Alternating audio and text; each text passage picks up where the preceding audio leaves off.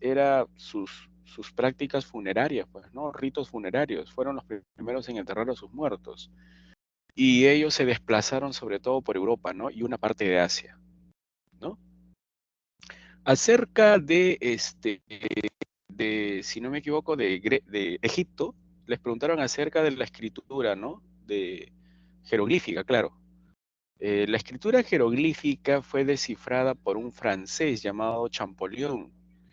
Y este personaje, Champollion, logró descifrarla gracias a la famosa piedra Rosetta. La piedra Rosetta fue la piedra hallada por los ejércitos de Napoleón en Egipto, ¿no? Donde estaban grabadas 3 tipos de escritura, ¿no? La jeroglífica, la hierática y la jeroglífica, la demótica y la griega.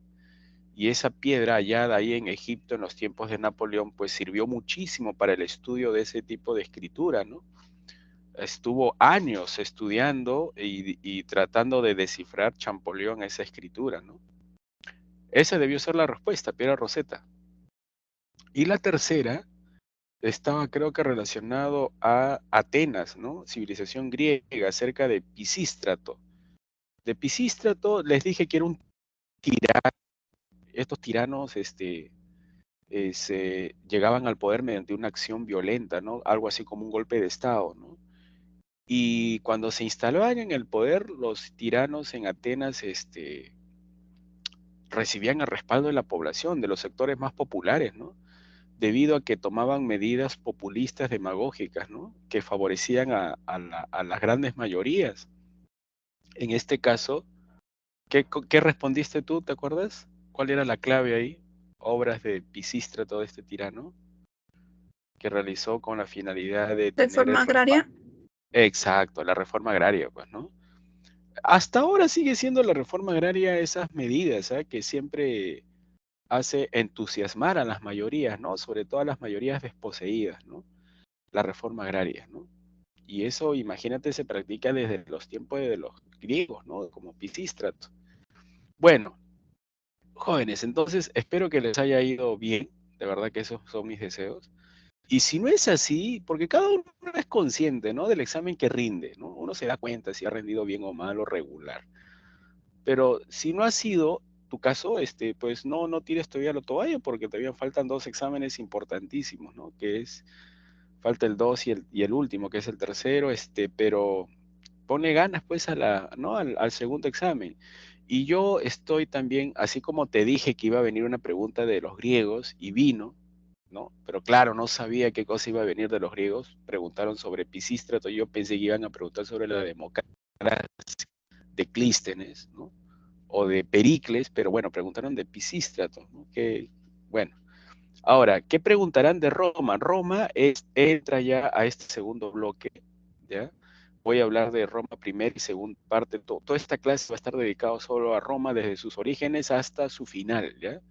La historia de Roma abarcó 1200 años aproximadamente, es lo que duró la historia de Roma. Aquí, mira, voy a empezar con la diapositiva. Jóvenes, ante todo, aquellos que se están incorporando, buenos días, perdón, buenas tardes, ya es el mediodía. Agradecerles por su tiempo porque es feriado y la verdad es que muchos hubiesen deseado descansar, pero bueno, aquí estamos en clase trabajando este, porque son solo 15 semanas y no podemos darnos el lujo, ¿no? de descansar. Bueno, jóvenes, a ver, ¿me confirman por favor si se puede ver la diapositiva que estoy mostrando? Si se me escucha bien, porfa, para Sí, continuar con profesor. la... Sí, profesor. Gracias, ya, gracias.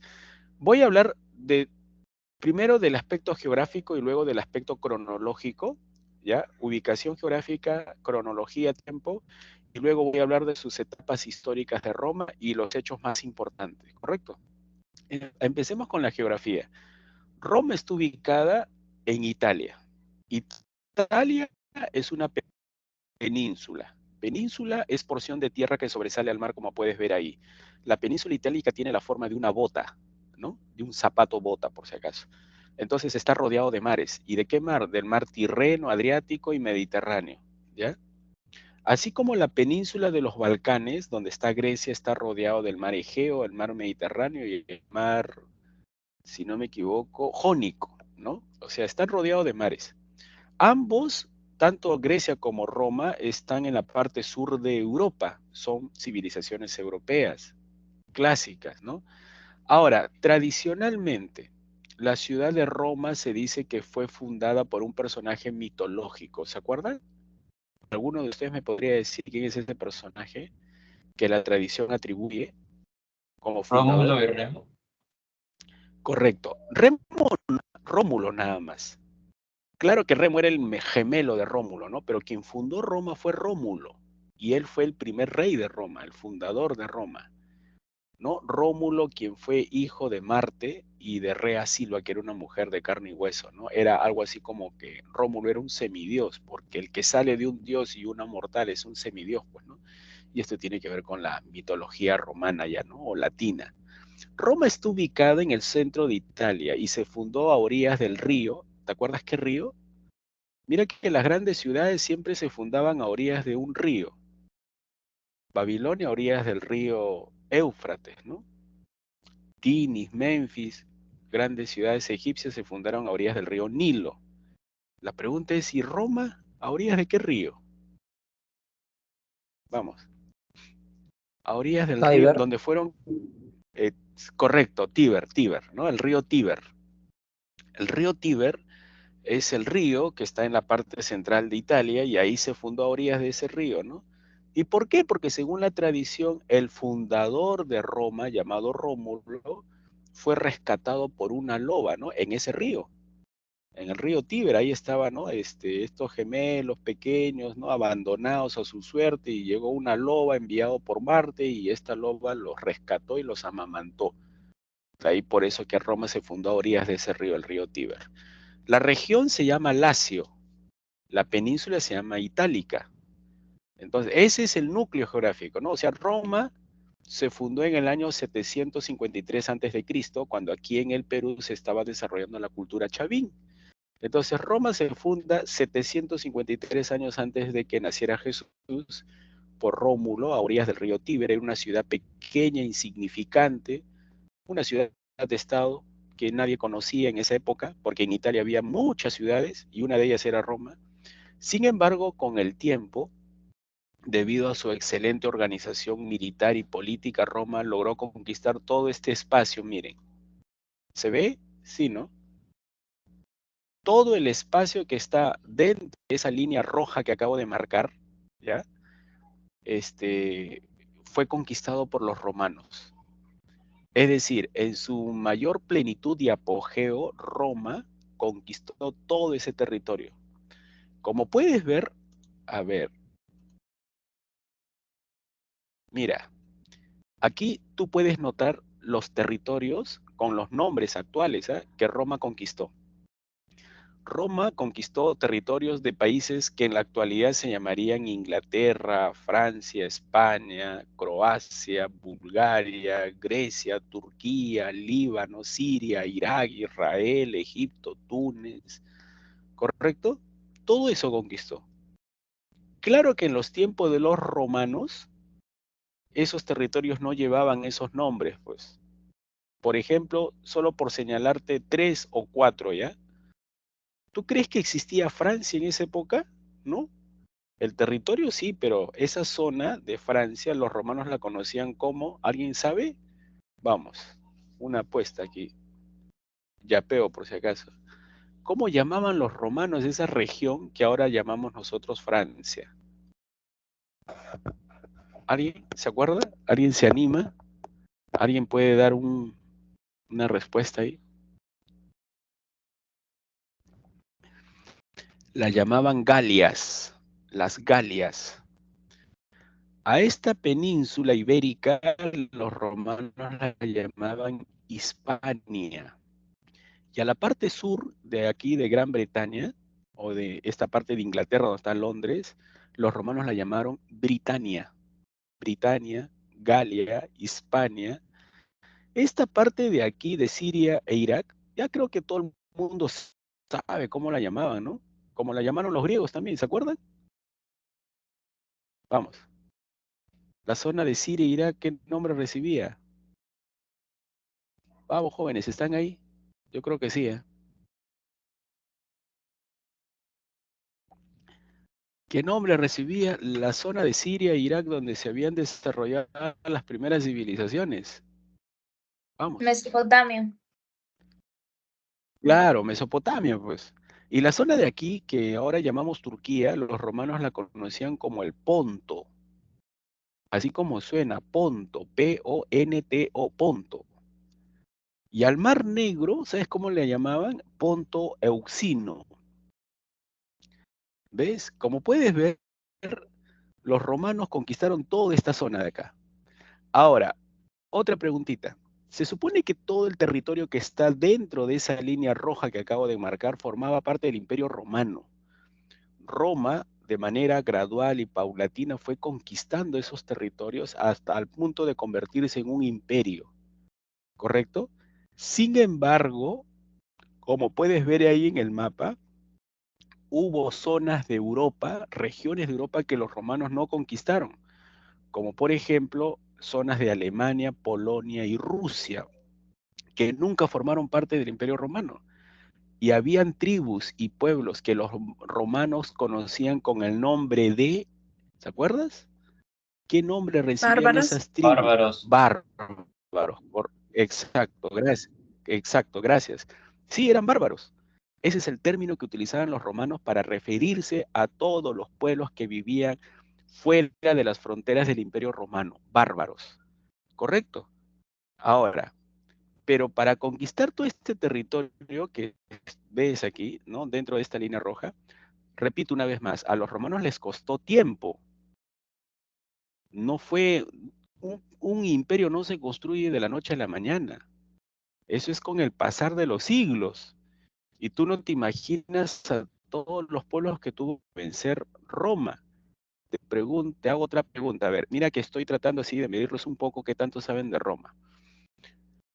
Una de las primeras y grandes guerras que tuvo que afrontar Roma para dominar al menos esta zona de aquí, mira, esta zona de aquí, la isla de Sicilia, la isla de Cerdeña, el norte de África, conocido ahora como Túnez, y la parte de España, para dominar el Mediterráneo occidental, los romanos tuvieron que vencer a una gran civilización naval, cuyo poder se basaba en su flota naval, que había sido una antigua colonia fenicia. Sin embargo, con el tiempo se convirtió en un imperio rival de Roma. ¿Cómo se llamaba ese pueblo, se acuerdan?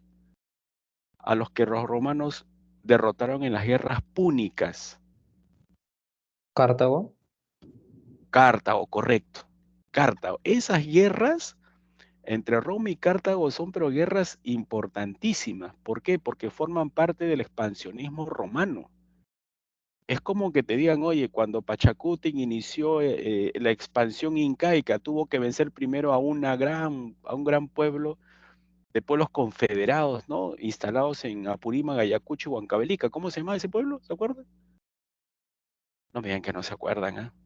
Pachacuti inicia el imperio, ¿se acuerdan?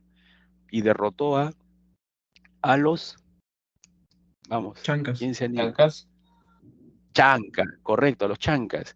Así como existe la guerra entre incas y chancas, porque esa guerra fue determinante para los incas, porque con esa victoria los incas inician todo su expansionismo por los Andes, ¿no es cierto? Ya, lo mismo aquí.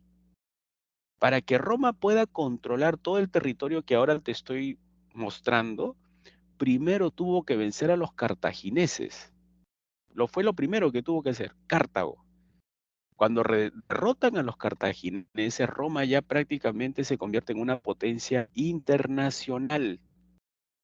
O sea, el resto de los pueblos como los griegos empiezan a mirar con otros ojos a los romanos, porque antes no era nada Roma.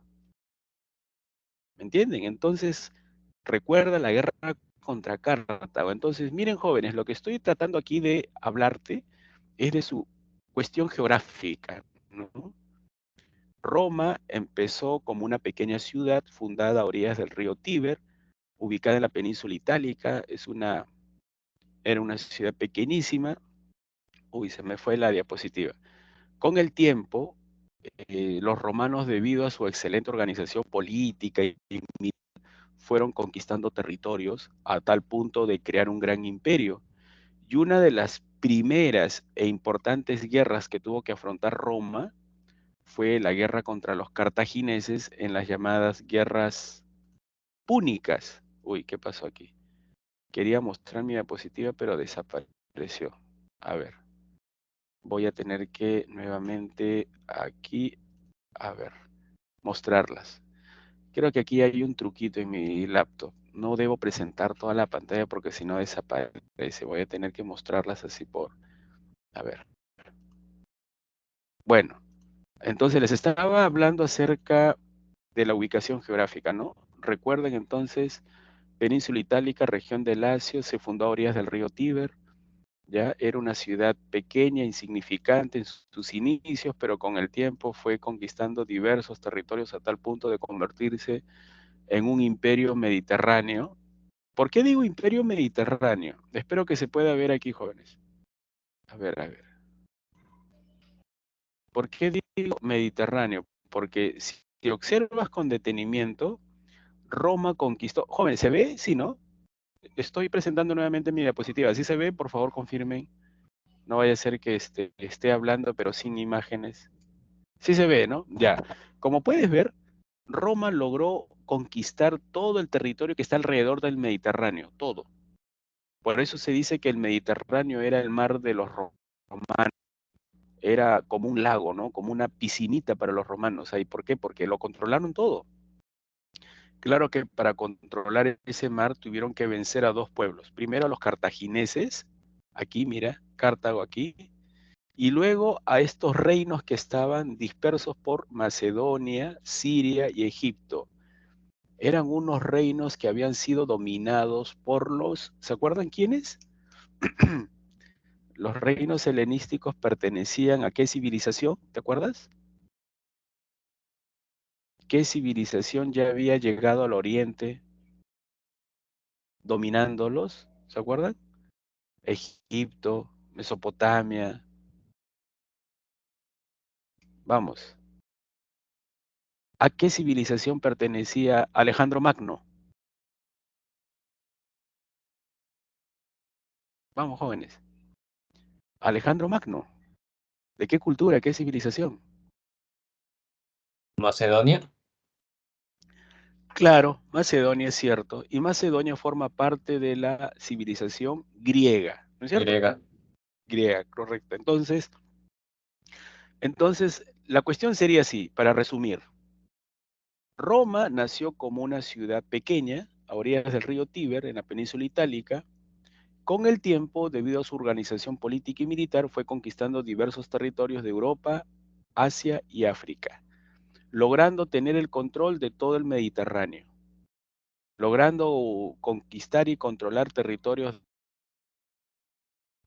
Y para poder tener el control de todo el Mediterráneo, los romanos a lo largo de su historia vencieron a dos grandes pueblos. Primero a los cartagineses y luego a los reinos helenísticos del oriente, es decir, griegos. ¿Ya?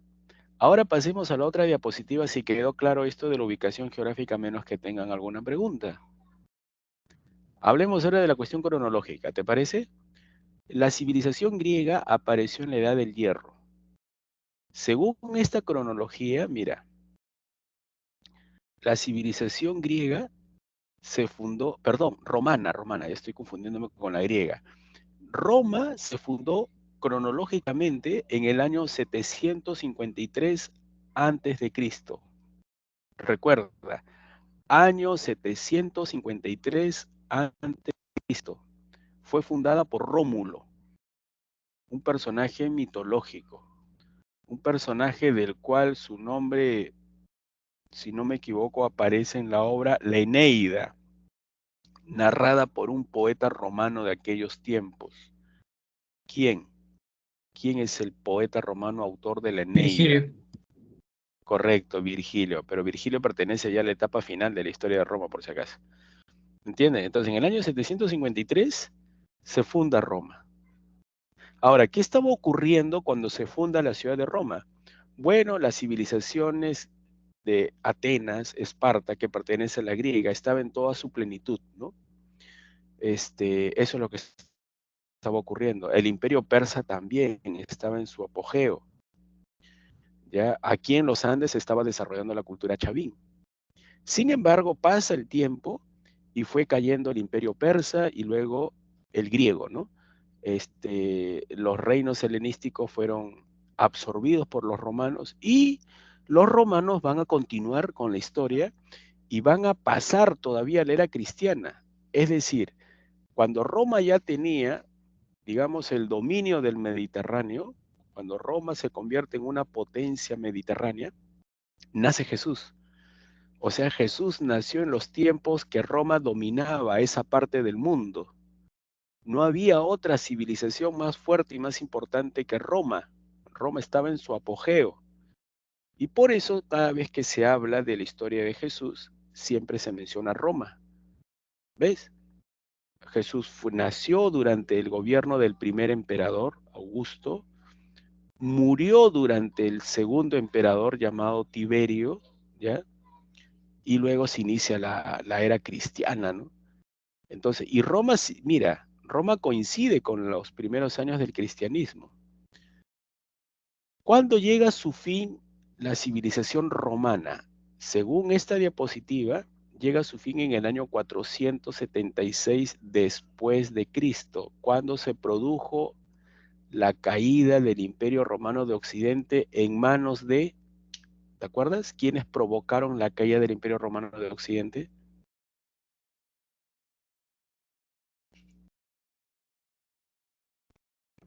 Vamos.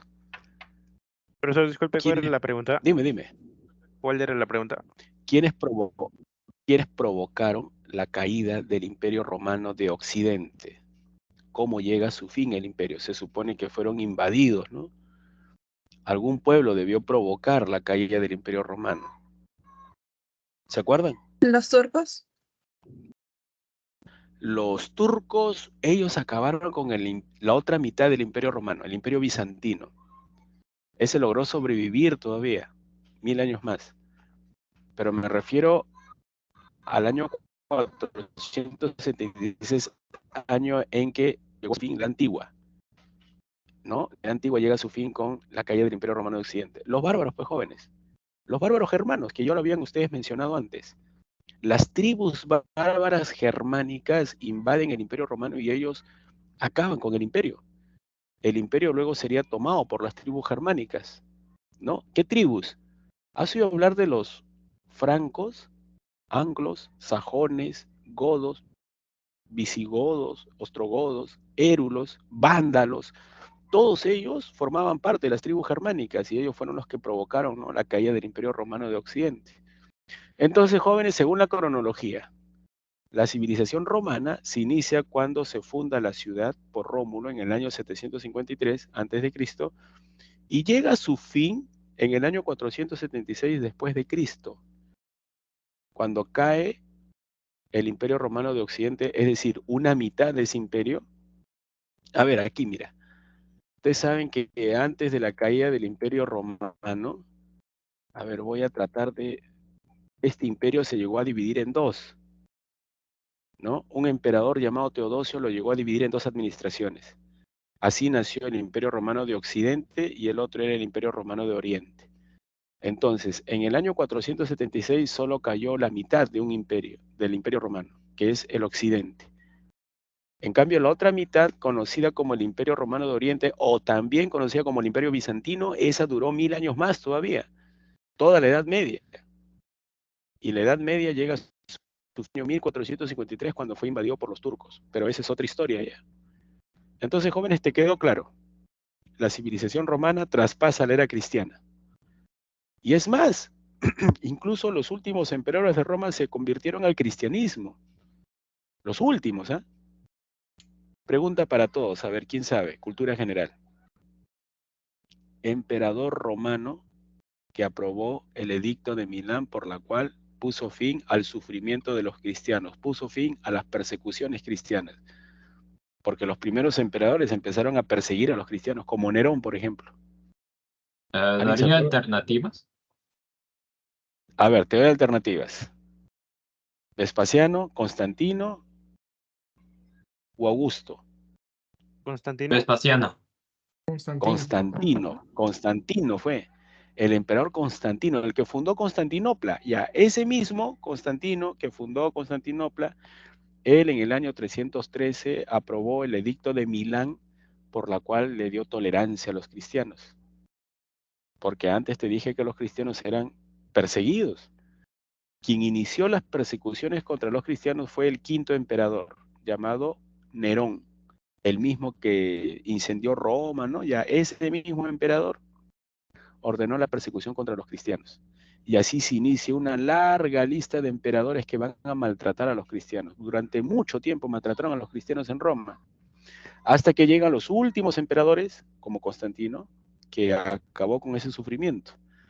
Y luego vino otro emperador, Teodosio, que promulga el edicto de Tesalónica, y con ese edicto Teodosio convertía a la religión cristiana en la religión oficial del Imperio Romano.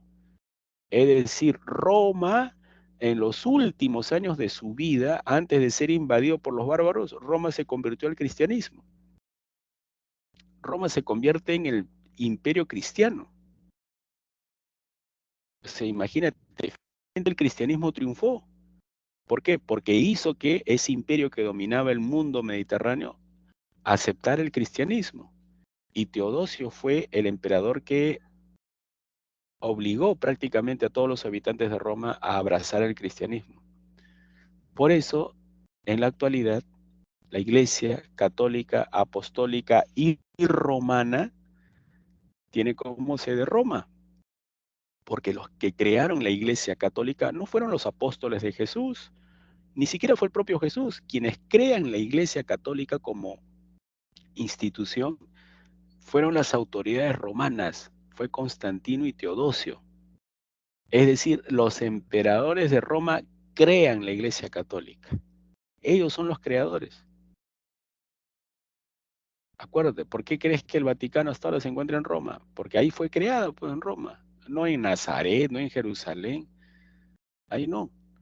Bueno, jóvenes, entonces con esto espero que haya quedado claro acerca de la cronología. Ahora, quiero que prestes atención, mira. Según esta cronología, la civilización romana duró 1200 años y un poquito más seguro. ¿No es cierto? 1200 años. Esos 1200 años que duró la historia de Roma, desde que se fundó por Rómulo hasta la caída del Imperio Romano de Occidente por los bárbaros, mira cómo se divide. Se dividen en 3 etapas. Ya voy a tratar de ir aquí. 3 etapas. ¿Se ve? Por favor, confirmen si se puede ver lo que estoy mostrando, porque no tiene sentido si explico y no se ve nada. Ahí hay 3 etapas llamadas monarquía, república e imperio. Sí se ven, ¿no? Sí, profesor. Sí, profesor. Vamos. Ya, gracias. Entonces, esa historia de 1200 años de Roma se divide en 3 etapas históricas. La primera etapa, como puedes ver ahí, se llama monarquía. ¿Ya? ¿Por qué monarquía? Porque la máxima autoridad política de Roma eran los monarcas, eran los reyes. Y el primer rey de Roma fue, ¿quién? Repite, por favor. El primer Rómulo. rey de Roma, Rómulo, pues el que creó y el que fundó la ciudad de Roma. Él es el primer rey, según la tradición, Rómulo. El último rey de Roma, porque se supone que aquí en la etapa monárquica solo habían reyes, y en la etapa monárquica o monarquía duró solo 200 años. Los 200 primeros años de la historia de Roma. Esta etapa de la monarquía no tiene mucha importancia. ¿Por qué? Porque es una etapa fundacional, legendaria, cuando Roma era una ciudad pequeñita, insignificante, nadie daba un pelo por un centavo por Roma, no tenía protagonismo internacional. Otras civilizaciones daban la hora, los persas, los egipcios, ¿no? Atenas, Esparta. Roma no era nada en la época monárquica, ¿no? Pero ¿por qué la llama monarquía? La llama monarquía porque Roma era gobernada por reyes. Era una pequeña ciudad donde había unas cuantas familias, ¿ya?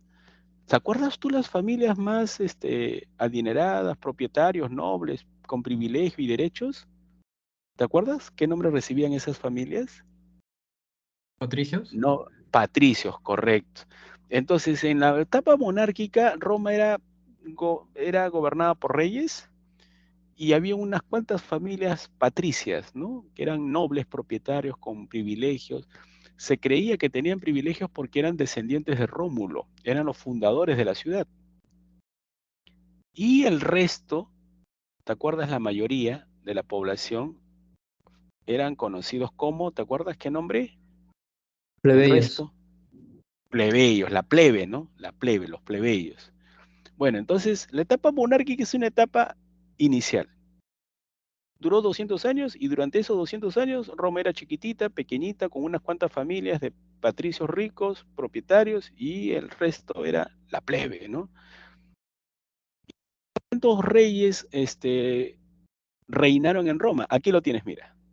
Vamos a pasar a la otra diapositiva. Aquí, mira, aquí está.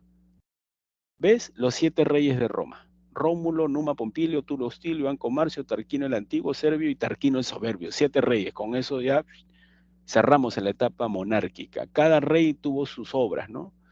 Por ejemplo, Rómulo es el primer rey fundador, llevó a cabo el rapto de las Sabinas para poblar la ciudad, por eso raptó mujeres sabinas, ¿no? Luego está Numa Pompilio, que es el segundo rey que construyó el templo de Jano, que es uno de los templos más antiguos de Roma. Luego está Anco Marcio, el cuarto rey que fundó el puerto más antiguo de Roma, llamado el puerto de Ostia. Y luego tienes al final el Tarquino el Soberbio, ¿no? Que fue el último rey de Roma. No te imaginas tú la manera como cuentan cómo fue la destitución de Tarquino el Soberbio. ¿Ya? Te comento. Dicen que Tarquino el Soberbio era un rey tirano y un sobrino de ese rey había cometido una violación.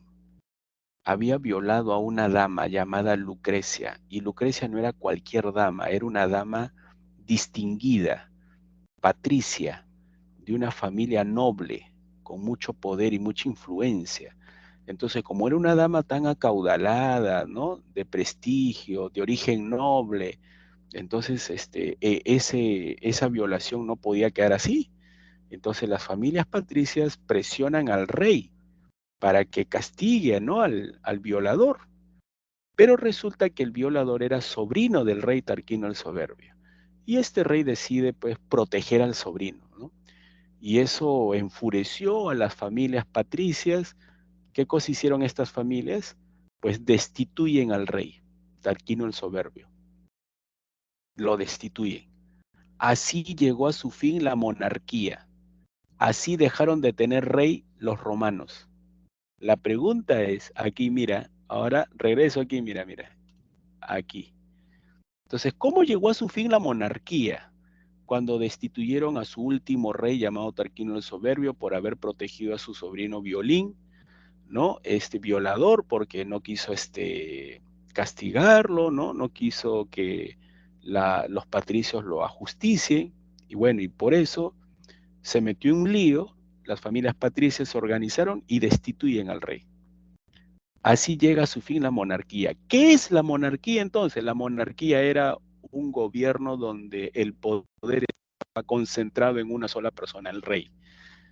¿Cómo se inicia la república? ¿Qué es la república? ¿Qué entiendes tú por república? Porque la segunda etapa de la historia de Roma se llama república.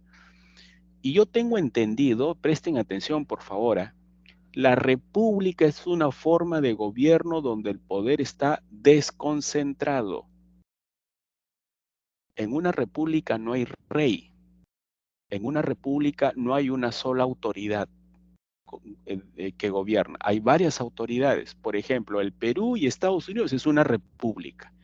En Estados Unidos hay un presidente, Joe Biden, viejito ya, Congreso, jueces.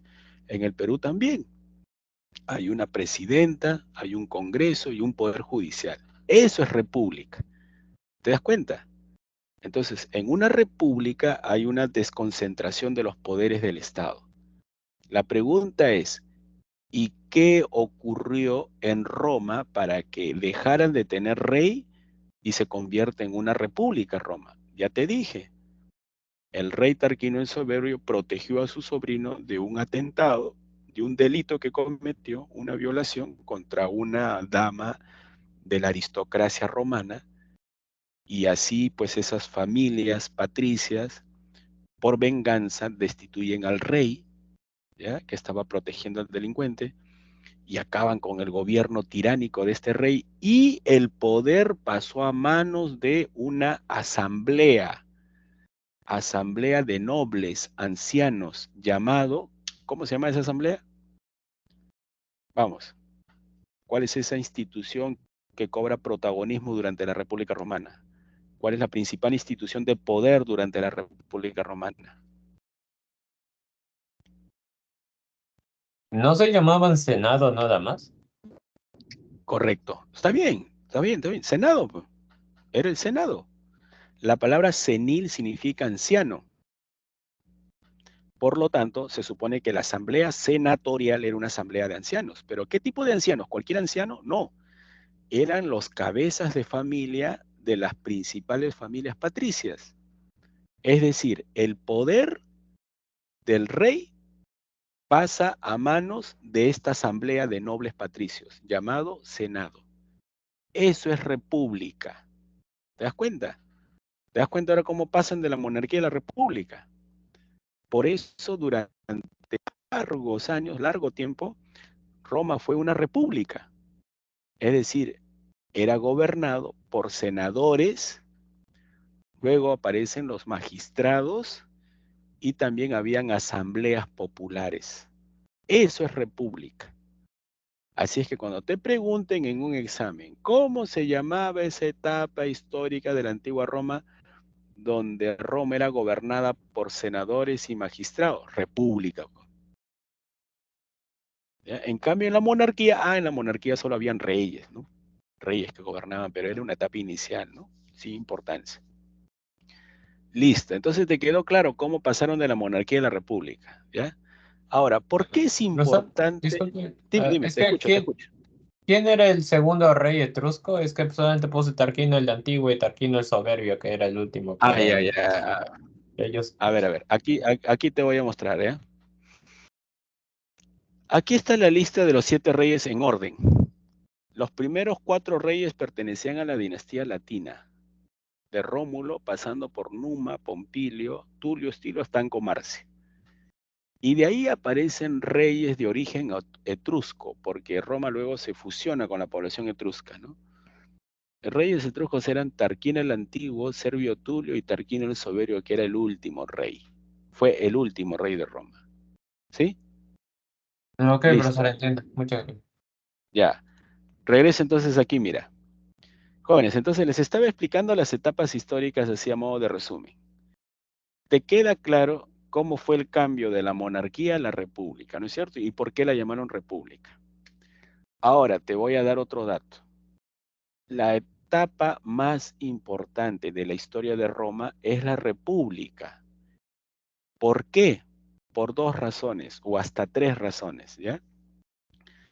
La primera razón por la cual la república es importante en la historia de Roma, durante esa etapa, Roma deja de ser una ciudad sin importancia para convertirse en una civilización poderosa. Se convierte en protagonista del Mediterráneo. ¿Por qué? Porque Roma inicia sus conquistas territoriales, inicia la expansión territorial militar. Entonces, cuando te pregunten en qué etapa de la historia de Roma se llevó a cabo las guerras entre Roma y Cartago, fue en la etapa republicana. También durante esa etapa se llevó a cabo la guerra contra los reinos helenísticos y griegos. Fue durante la etapa republicana que Roma conquista todo el mar Mediterráneo.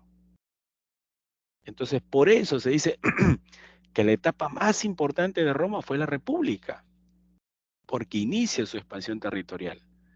Entonces la pregunta es, profe, ¿no se llamaría imperio? No, imperio aparece después, pero ya las bases del imperio se dan en la república.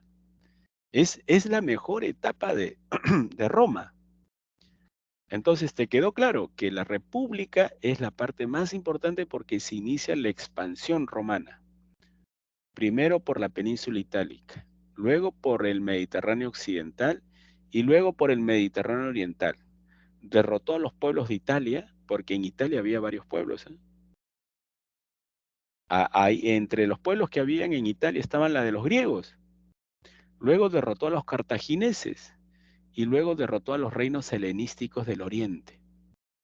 Y todo eso ocurrió durante la República. 2. Segunda razón por la cual la República es importante. Durante la República se van a producir enfrentamientos internos, sociales, en la sociedad romana, entre patricios y plebeyos. Los plebeyos inician una lucha por acceder a los derechos que no tenían. Entonces, la lucha de los plebeyos por tener derechos contra los patricios se inicia durante la República también. Entonces, todas estas luchas sociales van transformando la política y la sociedad romana. Va a haber muchos cambios, ¿ya? Y por último, tercero, ¿por qué la República es importante? Porque ahí aparecen las instituciones políticas más importantes de Roma. El Senado, los magistrados. Dentro de los magistrados están los cónsules, que ya luego te voy a explicar quiénes eran los cónsules. Y también están los comicios, o también conocidos como asambleas populares. ¿Correcto? Listo. ¿Cómo llega a su fin la República? Así como te expliqué cómo llegó a su fin la monarquía, resulta que la República llega a su fin antes que naciera Jesús, pocos años antes que naciera Jesús, cuando se desatan guerras civiles. La pregunta es, ¿guerras civiles? ¿Qué es una guerra civil? Una guerra civil es cuando personas de la misma nacionalidad, cultura o pueblo se enfrentan por el poder. Y eso fue lo que pasó en Roma. En Roma se enfrentaron Mario, Sila, Julio César contra Pompeyo, Octavio contra Marco Antonio. La pregunta es, ¿quiénes eran estos tipos? Eran políticos romanos, eran militares y políticos romanos que representaban diversos intereses. Habían algunos políticos que representaban los intereses del Senado, otros políticos que representaban los intereses de la Asamblea Popular. Igual, representaban intereses, querían el poder y se enfrascaron en una guerra civil. Y esa guerra civil terminó arruinando a Roma, o al menos arruinó a la República, porque como el poder estaba concentrado en diversas instituciones, ya te dije, Senado, magistrados y Asamblea Popular, estas terminan enfrentándose. Así como nuestro país en la actualidad está pasando por una crisis política debido a la inestabilidad, ¿producto de qué?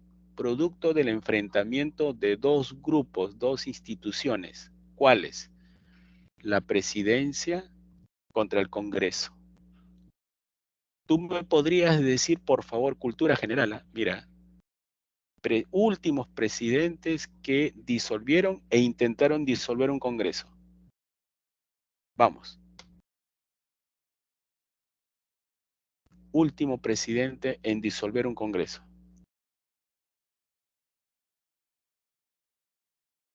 ¿Nada? Martín Jóvenes. Vizcarra. Correcto. Vizcarra disolvió un Congreso. Pedro Castillo intentó, pero no le salió. Ahora, te hago otra pregunta. Congreso. Los congresos aquí en el Perú también han destituido presidentes. ¿A qué presidentes han destituido los congresos, los últimos congresos en el Perú? Últimos 2 presidentes destituidos por un congreso. Díganlo, rápido. Castillo. Castillo. ¿Y el anterior quién fue destituido? Vizcarra, pues. Vizcarra fue destituido por el nuevo congreso. Entonces, como puedes ver, el enfrentamiento entre los poderes del Estado generan crisis. Nuestro país es una república. Y como república es, oh, verdad, ¿no? El Congreso se enfrenta al presidente, al ejecutivo, y nunca llegan a un acuerdo, y eso provoca destituciones, vacancias, cierres del Congreso. Ese es el problema de la república, jóvenes. Ese es el problema que tienen los gobiernos republicanos. Como hay varios poderes, entre esos poderes se enfrentan. Entonces, lo que te quiero decir es que la República Romana llegó a su fin precisamente por esos motivos. El Senado se enfrentó a los magistrados se enfrentaron al Senado, el Senado se enfrentó a los comicios populares, y así se desatan guerras civiles, y las guerras pusieron fin a la República, porque finalmente uno de esos políticos y militares que venció en las guerras civiles fue Octavio. ¿Y Octavio qué hizo? Concentró todo el poder nuevamente y se convierte en emperador. Así se inicia la etapa imperial. Entonces, la etapa imperial era parecida a la monarquía. Digo, era parecida, no era la misma. ¿Por qué? Porque solo hay una persona que concentra todo el poder, pero ya no es rey, sino es emperador. ¿Cuál es la diferencia con la monarquía? Que en la etapa imperial, Roma ya no era una simple ciudad de unas cuantas familias. Roma era un imperio que dominaba todo el Mediterráneo y era muy difícil controlarla. Pero ahí están los emperadores. ¿Te das cuenta? Primer rey de Roma, Rómulo. Primer emperador de Roma, no lo confundas, es Octavio, o también conocido como Augusto. No confundas al primer rey con el primer emperador. ¿Te quedó claro entonces? ¿Ya? Ahora, la pregunta es, profe, un ratito, ¿y qué pasó durante la etapa imperial? ¿Cuál es el aspecto más importante de la etapa imperial? Te cuento rápido para terminar con esto de las etapas históricas, ¿ya? Te dije quién era el primer emperador, ¿te acuerdas? Augusto. Augusto, o también llamado Octavio. Augusto llegó a ser emperador de Roma en el año 29 antes que naciera Jesús. ¿Y sabes hasta qué año gobernó Octavio o Augusto? Hasta el año 14 después de Jesús. O sea, gobernó cantidad de años. Y en ese gobierno de Augusto nació Jesús y creció Jesús. Entonces, la pregunta es, ¿qué fue lo más importante que ocurrió durante el Imperio Romano? Aparece el cristianismo. Durante el Imperio Romano aparece, ¿no?, el cristianismo. Es decir, con el primer emperador, Augusto, nace Jesús. Y luego se convierte en una doctrina, ¿no?, en una religión importante el cristianismo. Durante el Imperio Romano, Roma ya dominaba todo el Mediterráneo y algunos emperadores van conquistando otros territorios, como Trajano, que conquistó Rumanía. Se lleva a cabo la máxima expansión territorial, pero repito, Roma ya era un imperio ya para esa época, ¿no? ¿Y qué otra cosa más ocurre durante el Imperio Romano? Se producen los encuentros con los pueblos bárbaros. Finalmente esos bárbaros terminan invadiendo el Imperio Romano y así llega a su fin. Te he contado de manera resumida, así rápido nada más, ¿ya? Ahora sí, jóvenes, empecemos con la monarquía, luego república y terminamos con el imperio. Primera diapositiva, después de esta, es la monarquía. Creo que ya te expliqué que la monarquía no tiene mucha importancia porque era una etapa fundacional, ¿no? Según la leyenda, fue Rómulo el que fundó la ciudad de Roma, mandado por una loba, y bueno, no tiene mucha importancia. Luego vino de Rómulo Numa Pompilio, Tulio Estilio y todo lo demás. Ya te conté también cómo llegó a su fin la monarquía romana. Ahora pasemos a la república, ¿te parece? Te dije que durante la República Romana hay dos cosas importantes que recordar. Y aquí en esta diapositiva te lo recuerdo con imágenes. Esta imagen que ves aquí en la parte superior es la del Senado. ¿Por qué he colocado ahí el Senado? la imagen del Senado, porque el Senado va a ser la principal institución política de poder durante la República. ¿Ya? Durante la etapa republicana el Senado era lo máximo, ¿no? No había otro organismo de poder que estuviera por encima del Senado. El Senado lo era todo. Y luego tienes otra imagen, es el mapa del Mediterráneo, para que veas qué fue lo que conquistó Roma durante la República. Mira, todo el Mediterráneo. Pasemos ahora a esto, mira. Durante la República Romana, la sociedad romana se va conformando. Un ratito, jóvenes, ¿ya?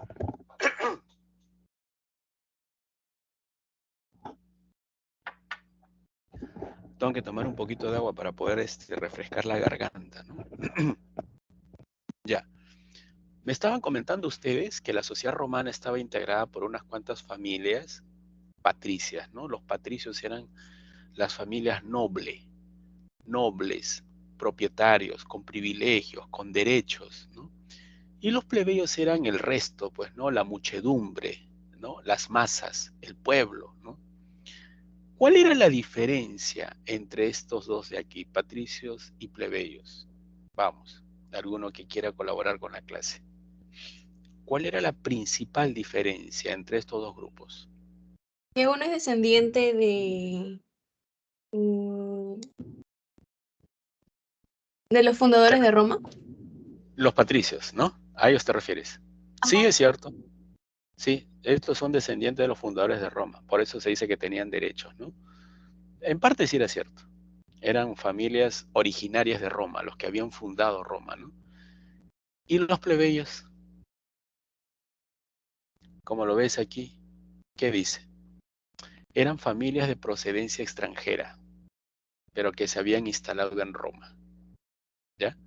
Y por lo tanto, no tenían los mismos derechos ni privilegios que los patricios. Una cosa es haber nacido y crecido y pertenecer a esas familias que fundaron Roma, y otra es pertenecer a esas familias que llegaron como extranjeros a Roma. Correcto, pero ¿sabes cuál es la principal diferencia? La diferencia está entre los derechos. Se supone que los ciudadanos de una ciudad X son aquellas personas que tienen derechos políticos.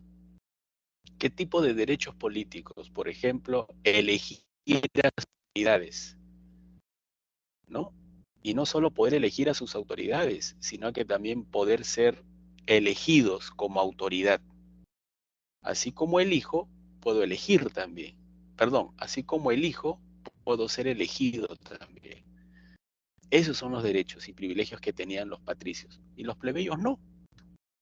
Pero otra cosa más importante que también tienes que considerar, los plebeyos no necesariamente eran pobres, sin propiedades, sin dinero. No, no se equivoquen. La diferencia no era económica entre un plebeyo y un patricio. Un plebeyo, una familia plebeya podía ser, pero más rico que un patricio. ¿Me entienden? Porque habían familias plebeyas que se dedicaban a la artesanía, a la agricultura o al comercio. Entonces se dedicaban a actividades económicas que podían generarles ingresos, buenos ingresos económicos. Lo que no tenían los plebeyos eran los derechos y privilegios que tenían los patricios. ¿Me entienden? Entonces, habían familias plebeyas ricas, pero también habían familias plebeyas pobres. Los pobres eran llamados clientes. ¿Por qué? Porque esos plebeyos pobres tenían que depender de una familia patricia. Eran protegidos por un patricio, a cambio de su lealtad con esos patricios. Pero en cambio el plebeyo rico no tenía por qué depender de nadie. Al fin y al cabo tenían plata, tenían dinero. Entonces, ¿qué es lo que va a pasar? Los plebeyos ricos empiezan a presionar a los patricios para que pudieran aprobar leyes que les permita a los plebeyos ricos tener los mismos derechos que los patricios. Es decir, esos plebeyos ricos aprovechan su poder económico para meter presión. Tengo plata y puedo hacer lo que quiera, ¿ya? Entonces tengo plata y necesito tener los mismos derechos que tienen los patricios. Así como nos obligan a pagar impuestos y a servir el ejército, también queremos que el Estado romano nos otorgue derechos, pues, ¿no? Que se nos trate por igual. ¿Ves? Esa es la presión que meten los plebeyos ricos. Y no los Profesor, plebeyos. Dime, disculpe, dime. ¿con plebeyos ricos se refiere a los nobilitas? Ahora, justo iba a llegar a eso. Justo iba a llegar a eso, mira. Te explico. Entonces, resulta que fue tanta la presión de los plebeyos ricos para tener los mismos derechos que los patricios empiezan a ceder. Tuvieron que aceptar, ¿me entienden? Los reclamos de los plebeyos ricos. Y es así que los patricios empiezan a aprobar leyes que pudieran mejorar la condición de los plebeyos ricos. Una de esas leyes fue la famosa Ley Canuleia. Ley Canuleia. La pregunta es, ¿qué significa la Ley Canuleia en la historia de Roma? La Ley Canuleia es aquella ley que permitió por primera vez el matrimonio entre plebeyos ricos y patricios, porque antes no se podían casar entre ellos. Pero la Ley Canuleia permitió. Entonces, con esa ley, los patricios empiezan a casarse con los plebeyos ricos. No se van a casar con plebeyos pobres, porque precisamente lo que querían los patricios era, en parte, tener la fortuna y la riqueza de esas familias plebeyas. ¿Y qué querían los plebeyos de los patricios? Querían su apellido, su prestigio y su honor. Yo aporto el dinero y tú aportas tu nombre y tu prestigio. ¿Ves? Eso es lo que ocurre. ¿Y qué cosas salen de estas dos familias? Los nobilitas. ¿Quién es el nobilita? El nobilita es aquella persona que es producto de ese matrimonio. O sea, el nobilita era aquella persona que tenía al padre que era noble, tenía apellido, tenía honor, tenía prestigio, ¿ya? Respeto, porque es un noble. Y también por otro lado el nobilita era gente de dinero, con mucho poder económico. ¿Por qué? Porque su madre probablemente era una mujer no de prestigio, no de un rango noble, pero que tenía pues la billetera, por decirlo así, gruesa, ¿no? Tenía dinero. Ese es el nobilita. ¿Te das cuenta? Entonces, el grupo nobilita era un grupo selecto. Era un pequeño grupito que tenía prestigio y dinero. Y con esas dos cosas los nobilitas lograron tener el control de la política romana. Ellos son los que van a gobernar Roma. ¿Me entienden? Olvídate de los plebeyos, ¿no? Que plebeyo, eso ya desapareció cuando aparecen los nobilitas. La pregunta es, profe, un ratito, pero ¿va a seguir existiendo plebeyos pobres? Claro, seguían siendo la mayoría. Seguían siendo la mayoría. ¿Ya te quedó claro quiénes eran los nobilitas? Otra Ah, ley que... profesor, Sí, disculpe, ¿entonces los nobilitas dime. están por encima de los patricios y plebeyos o? Claro, claro que sí. Estaban por encima porque tenían dos cosas a la ¿La vez. fortuna y el Tenían apellido? claro, claro, el apellido. La fortuna, el apellido, el prestigio. ¿Me entienden? Los nobles tenían tres cosas. Eran las mejores familias, tenían prestigio, tenían respeto. A veces tenían también propiedades, percibían una renta de sus propiedades. Pero los plebeyos ricos eran, como su nombre lo dice, eran ricos. Pues. Es como, a ver, como un ejemplo acá. Hay un político que quiere llegar a la presidencia hace tiempo, pero que se forjó de lo más, de los puestos más bajos, ¿no? Dice que era pobre de niño, que puso su academia, ahora tiene cantidad de universidades y que tiene plata como cancha. Es un rico, pero no es un noble, pues. ¿De quién estoy hablando? Vamos, no me digan que no saben De esa frase. Acuña.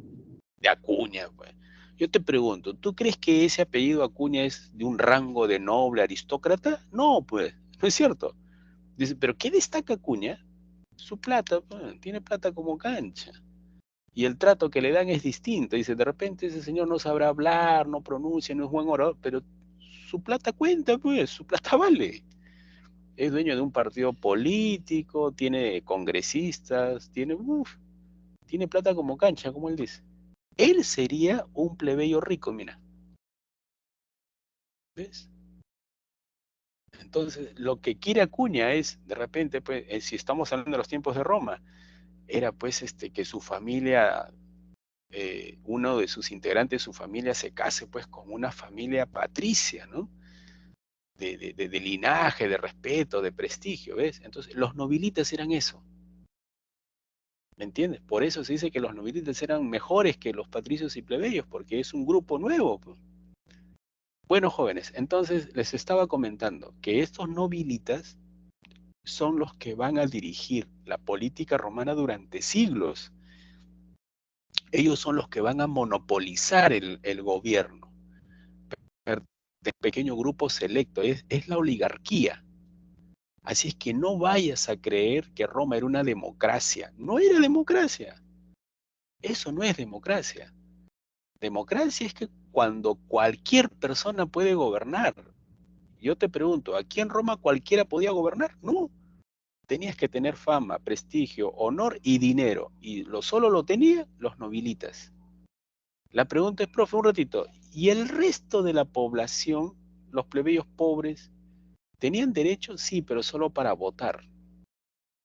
O sea, solo servían para poder elegir a los nobilitas como autoridades. Porque un plebeyo pobre jamás en la vida podía aspirar a ser senador, porque no contaba ni con el apellido ni con el dinero.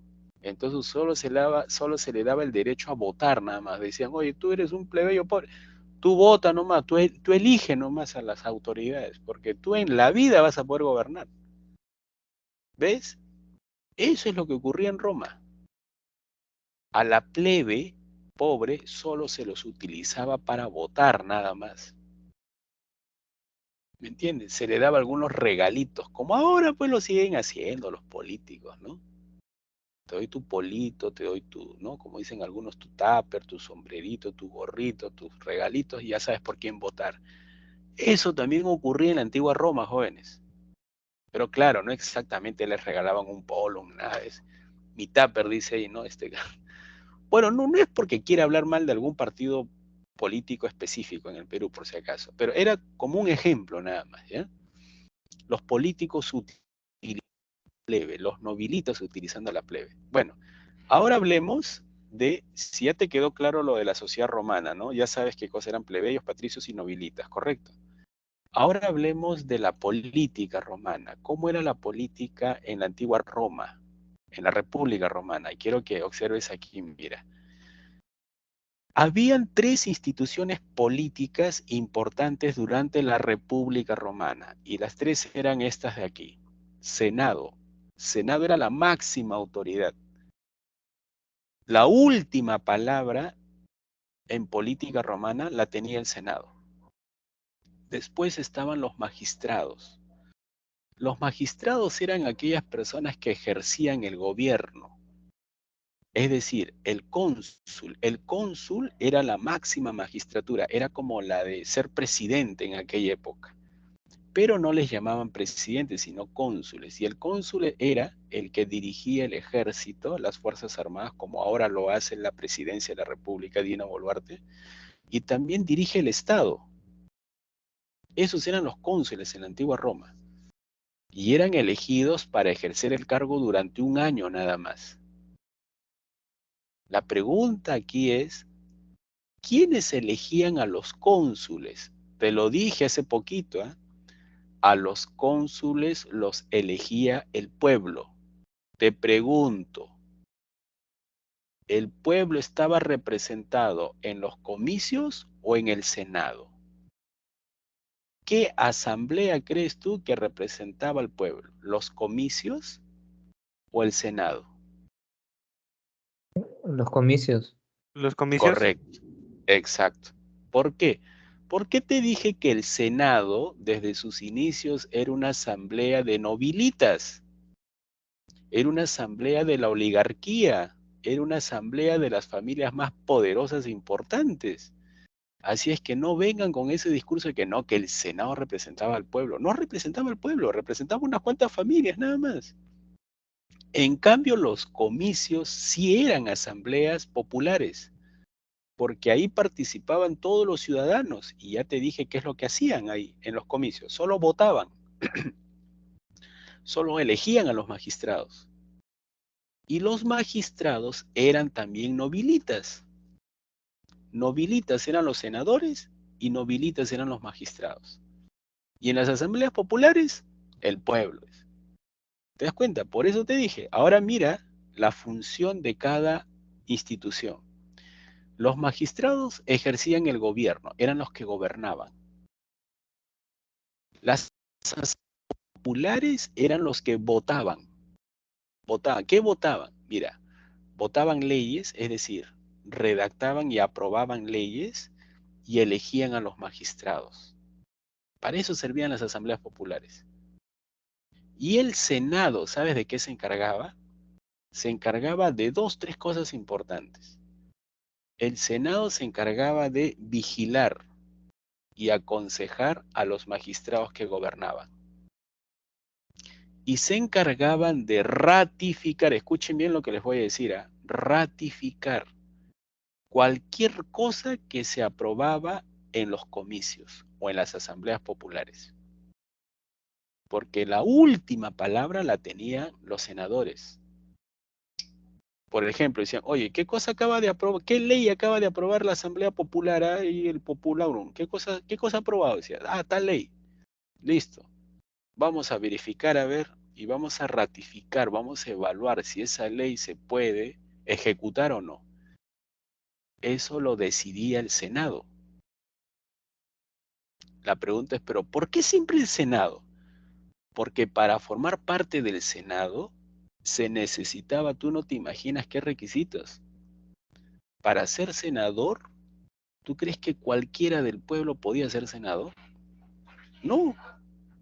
Yo ya te dije que en Roma no existía la democracia. ¿Tú te acuerdas cómo era la democracia ateniense? ¿Tú te acuerdas cómo elegían a las autoridades en Atenas? Vamos, ¿te acuerdas o no? ¿Qué mecanismos se utilizaban para nombrar a un magistrado en Atenas? O un juez. ¿No se acuerdan? El sorteo, pues jóvenes. Sorteaban, ¿te acuerdas que te comenté?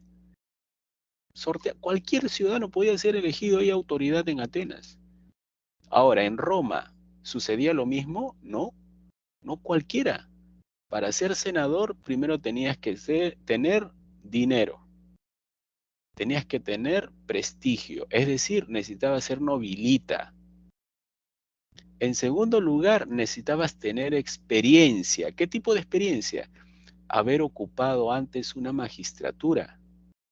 O sea, tú no vas a pretender ser senador sin haber ocupado un cargo antes, pues. Debía ser cónsul, pretor, censor, edil, cuestor, lo que sea, pero algo. O sea, no vas a ser senador así de la nada, ¿no? Ahora te das cuenta por qué el cargo de senador era la máxima dignidad política. Era el techo que había ¿no? en la República Romana. Después del senador ya no había nada ya. La pregunta es, ¿en la República Romana había rey? Te dije que no. ¿Había emperador? Tampoco había emperador. Por eso se llama República Romana. ¿Correcto? Entonces, los senadores eran los que ratificaban.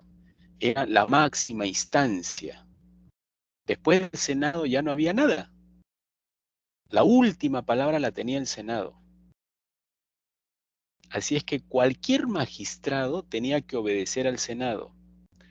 Cualquier asamblea popular tenía que aceptar y acatar lo que diga el Senado. ¿Te quedó claro, jóvenes? Lo que acabo de explicar. El Senado no aprobaba leyes. Eran los comicios, eran las asambleas populares, pero el Senado ratificaba. Ratificar, decir, tiene la última palabra. Yo te pregunto, ¿qué cosa crees que pasaba cuando un magistrado desobedecía a los senadores? Cuando pasaba por alto al Senado, decía, me ¿Castigo? llega el Senado. Lo destituían. Hoy en día diríamos, lo vacaban. Vacancia. Hoy decimos vacancia presidencial, ¿no? Pero el Senado destituía a cualquier magistrado. Mira, no ha obedecido, hay que destituirlo, listo, ya está ya. Ahora, por eso te das cuenta lo importante que era el Senado. Pero repito, el Senado no era la única institución de poder, habían varias, pero la última instancia era el Senado. Porque los que gobernaban no eran los senadores, eran los magistrados, pero estos magistrados tenían que obedecer a los senadores. ¿No? Listo, jóvenes, creo que me estoy extendiendo demasiado aquí en la institución política de la República Romana. Entonces, Profesor, disculpe, dime. es que entonces el Senado aprobaba leyes y los comicios creaban leyes. No.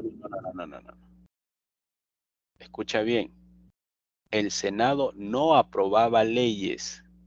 Pero Las es que, leyes, espera, escúchame, las leyes se aprobaban en las asambleas.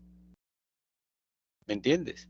La pregunta es, profe, ¿y el Senado qué hacía? Ratificaba. Te voy a poner un ejemplo sencillo, a ver. pero, profesor, disculpe, Dime. pero es que eso de ratificar, ¿que no sería aprobar? Porque usted dijo que tenían la última palabra, entonces, ¿cómo es que? Sí, no Ya, entiendo. a ver. ¿Cómo explicarte esto? A ver. Las leyes que se aprobaban en las asambleas populares debían ser ratificadas a favor o en contra por el Senado. Por ejemplo, un cónsul como Julio César quería llevar a cabo su campaña militar a las Galias. Necesitaba dos cosas, financiamiento y reclutar jóvenes. Para reclutar jóvenes y financiamiento necesitaba primero la aprobación de la Asamblea Popular. ¿Correcto? Si la Asamblea Popular aceptaba y respaldaba a Julio César, esa aceptación tenía que ser ratificada por el Senado. Si el Senado decía, mira, como la Asamblea Popular ya votó a favor, estamos de acuerdo, listo, que se ratifique eso, que Julio César lleve a cabo su campaña. Eso podía suceder, pero también podía suceder que el Senado se podía oponer. Dice, mira, nosotros no estamos de acuerdo con esa campaña, no vamos a soltar dinero y tampoco vamos a reclutar jóvenes. Entonces Julio César se tenía que quedar de brazos cruzados, nada más. ¿Me entienden? O sea, el Senado era el filtro. Es como, ¿cómo explicar esta parte? Es como en tu casa. Hay dos autoridades, tu papá y tu mamá. Y siempre tú consideras que tu papá es la máxima autoridad, ¿no es cierto? Y él es el que te tiene que dar permiso. Tu papá te da el permiso y de pronto dice, un ratito, hijo o hija. Yo te doy el permiso, yo estoy de acuerdo con darte el permiso, ¿ya? Pero ¿sabes quién decide finalmente? Es tu mamá. Si tu mamá acepta y está de acuerdo, bacán. Pero si tu mamá se opone, pucha, vas a tener que obedecer nomás, pues, ¿no? ¿Ves? Algo parecido era con el Senado. El Senado no vota, el Senado ratifica nada más. ¿Me entienden? Y precisamente por ratificar era una institución poderosísima. Pero eso, y aquí quiero terminar con esto, ¿ya? No significa que siempre le hayan hecho caso al Senado. ¿Me entienden? Eso generaba problemas. Y aquí viene el asunto más importante para irme ya a la crisis política de Roma. Cuando un magistrado veía que el Senado no lo iba a apoyar, no lo iba a ratificar, ¿sabes lo que hacía el magistrado? Decía, mira, me llega el Senado, como siempre se ha opuesto a mis medidas, yo solo voy a depender de la Asamblea Popular. La voz del pueblo es la voz de Dios. Lo que diga la Asamblea Popular, yo lo hago. Oye, el Senado no me llega, no pasa nada con el Senado. Eso ocurría. ¿Te das cuenta? Ahora quiero que entiendas, el problema que tenía la República, y hasta ahora lo tenemos, es que como hay varias instituciones de poder, entre ellas pelean. Nuestro país, por ejemplo, te expliqué hace poquito, se ha metido en una inestabilidad política por la rivalidad entre los presidentes de la República y los congresos. Hubo congresos que han vacado a presidentes y hay presidentes que han disuelto congresos, ¿o no? Ese es uno de los problemas de la República. ¿Te das cuenta? Dice, profe, pero es democracia. Sí, pues la democracia también a veces funciona mal. Ese es el problema cuando hay varias autoridades. Y eso ocurrió en Roma. Entonces, cuando los magistrados solo obedecían a la Asamblea Popular, el Senado, ¿qué hacía? Destituía a un magistrado y a veces lo asesinaba. Eso pasó con Julio César. A Julio César lo asesinaron. ¿Quiénes? Los senadores. Si quieres, revisa la historia de Julio César. ¿Quién fue Julio César? Cónsul, militar, dictador, asesinado ¿por quiénes? Los senadores. ¿Por qué lo asesinaron? Averigua y te vas a enterar todo. Ah, entonces con razón lo asesinaron. Bueno, este Julio César quería disolver el Senado, quería controlar el Senado nunca estuvo de acuerdo y lo asesinaron. ¿Ves? Eso genera la crisis de la República, pues. Jóvenes, entonces pasemos a la otra diapositiva, ¿les parece? Porque ya creo que me va ganando el tiempo, ya mira. Ok, profesor, muchas gracias. Ya, miren, ahora miren esto. Etapas de la expansión romana. Les dije que Roma empezó como una pequeña ciudad de estado, pero durante la República fue conquistando diversos territorios. La expansión romana se produjo en 3 etapas. La primera etapa se produjo en la península itálica, es decir, Roma lo primero que tuvo que hacer fue conquistar a los pueblos de Italia. ¿Ya? Después, en una segunda etapa, derrota a los cartagineses, que está marcado con flecha roja, mira.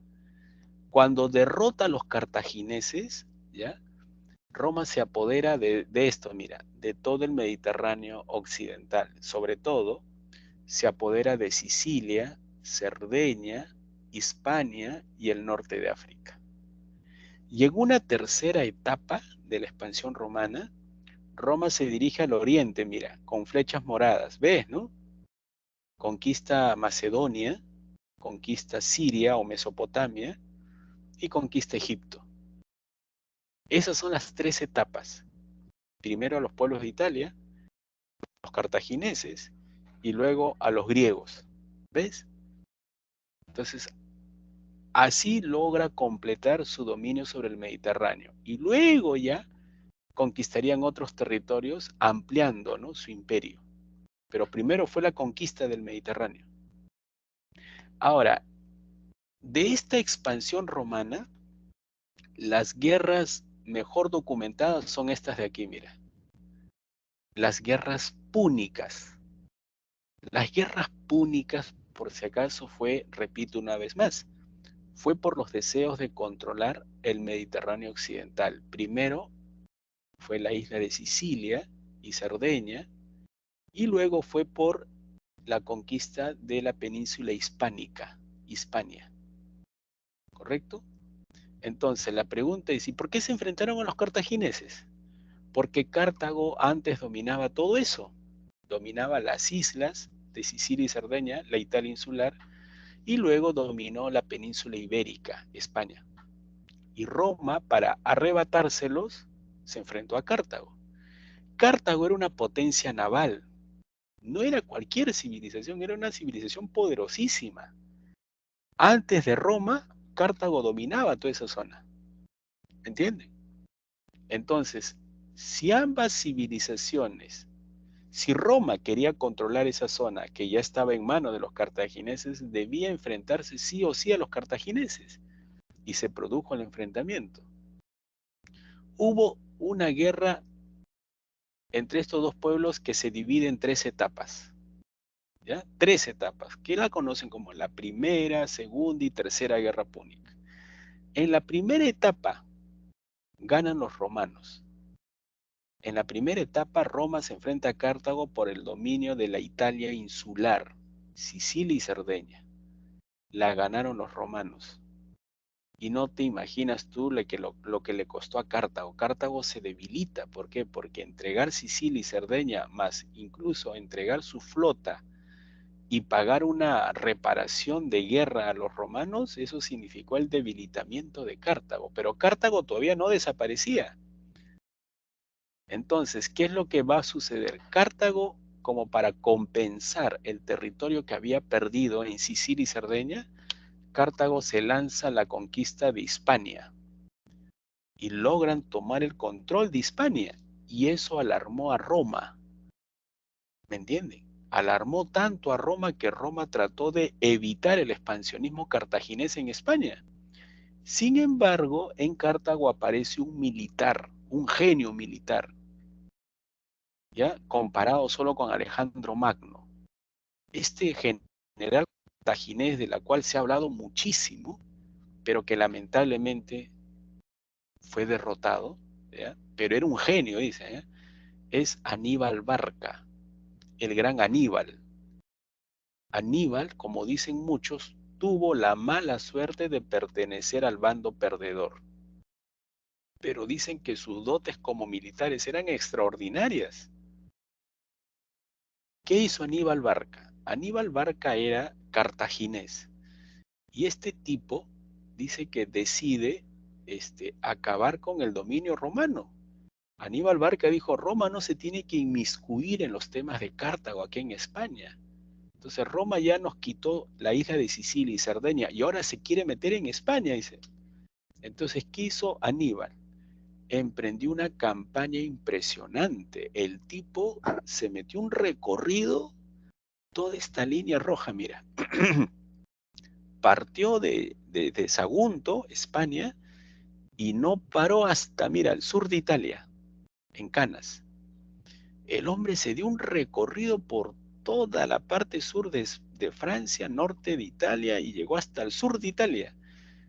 Durante 10 años, Aníbal dice que metió miedo a los romanos, porque los derrotó en varias batallas. Los derrotó en la batalla de Sagunto, Tesino, Trevia, Trasimeno y Canas. Pero ¿sabes qué? Lamentablemente esas batallas no fueron decisivas para ganar la guerra.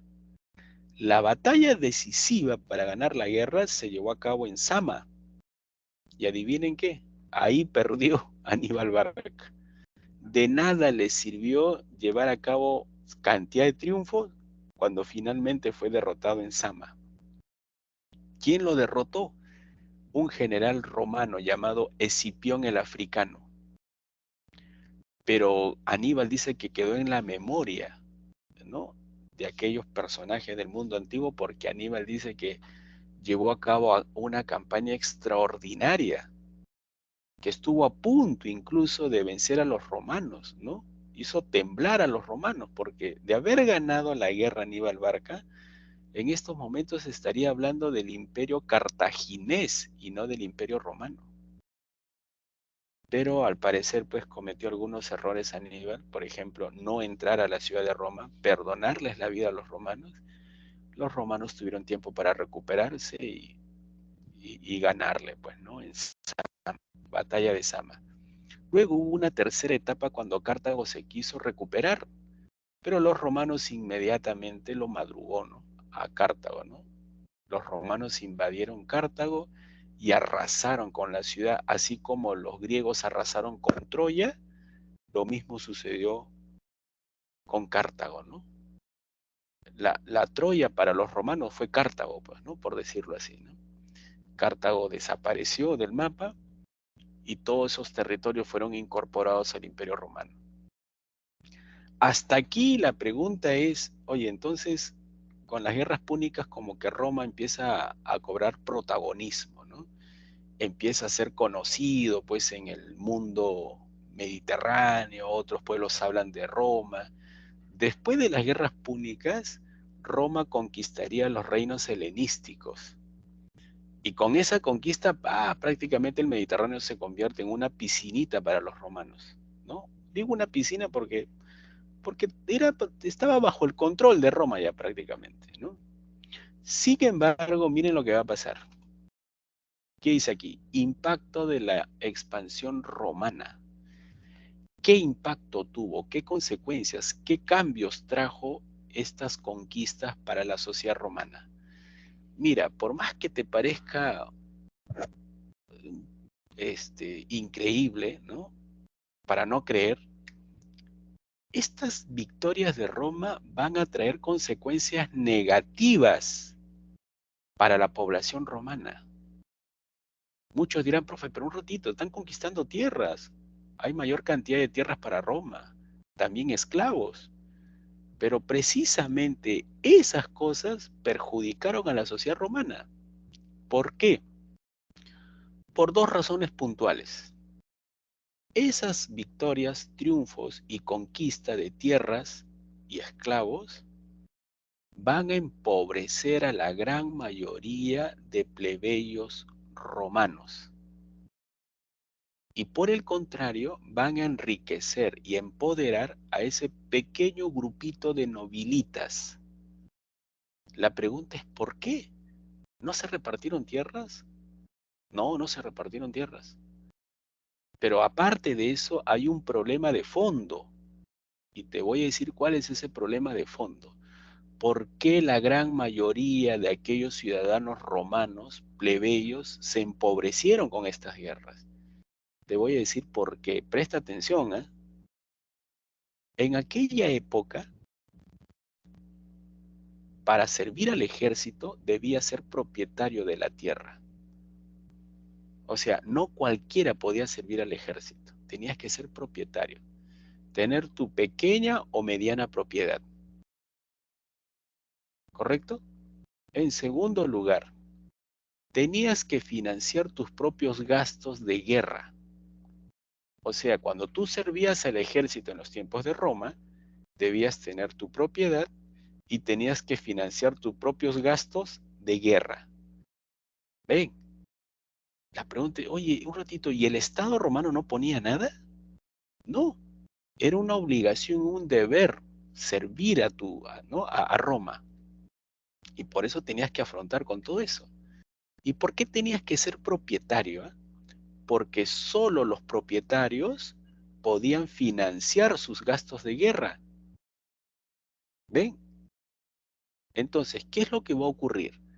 Todo este grupo de pequeños y medianos propietarios romanos que sirvieron al ejército y se alejaron de sus tierras durante años, porque esas campañas contra Cartago duraban años. Entonces resulta que cuando terminan las guerras púnicas, este gran grupo de pequeños y medianos propietarios, cuando regresan, se vieron y se encontraron con un problema. Sus tierras habían sido abandonadas, no producían, no tenían capitales y no podían pagar sus deudas.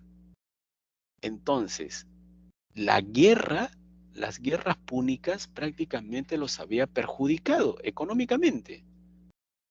¿Y saben cuál era lo peor de todo?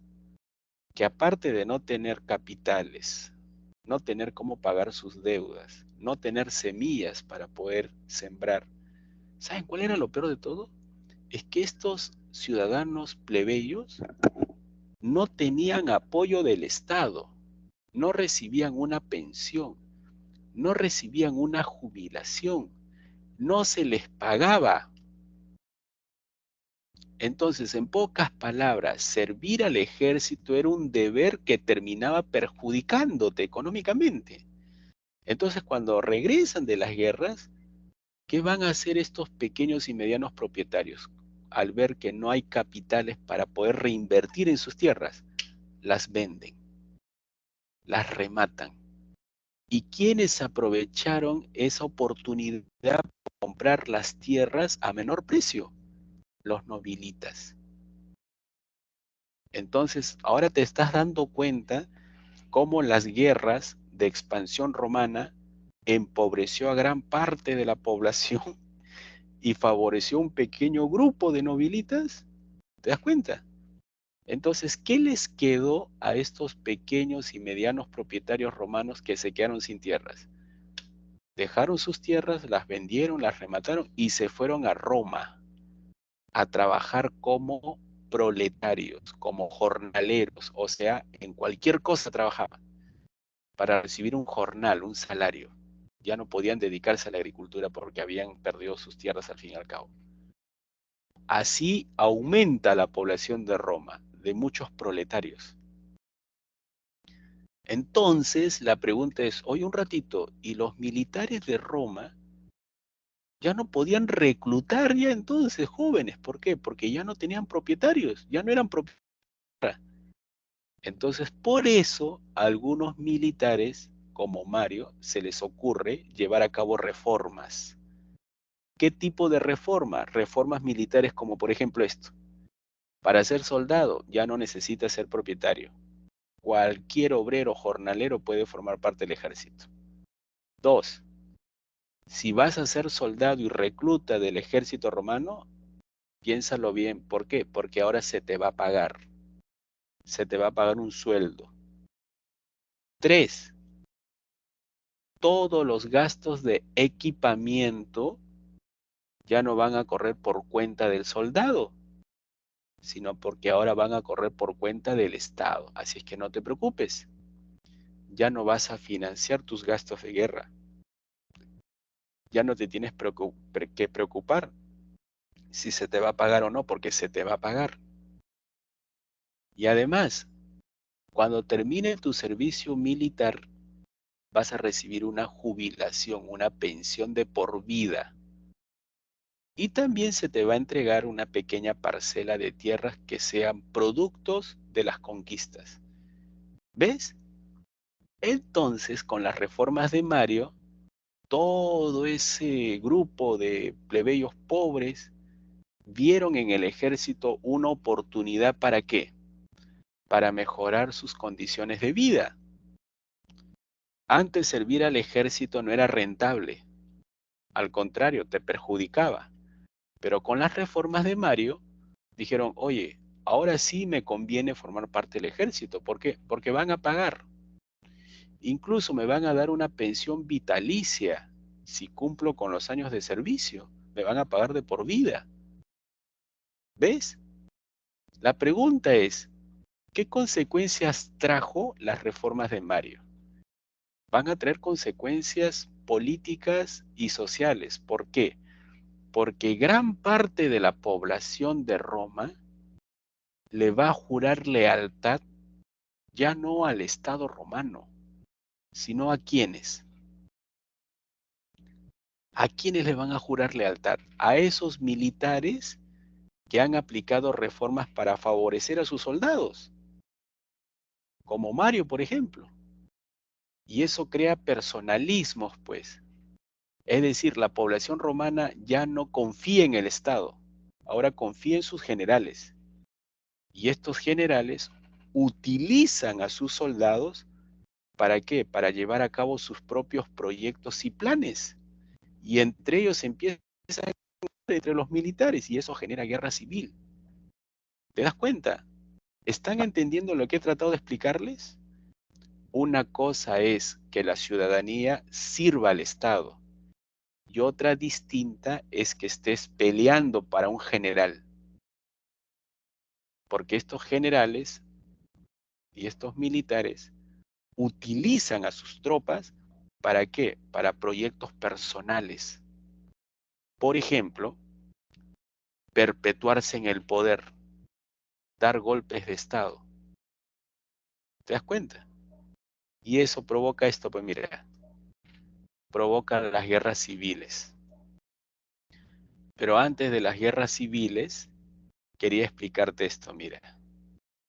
Las reformas de los hermanos Graco. Con ellos se inicia la crisis de la República.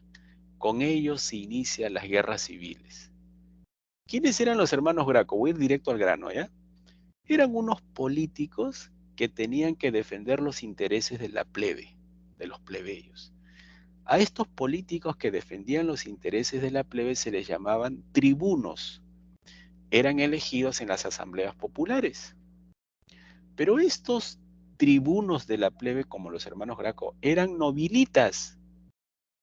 Es decir, pertenecían a ese grupo selecto de políticos, ¿no?, que tenían mucho poder económico y prestigio. Pero la pregunta es, ¿pero por qué fueron elegidos por la plebe?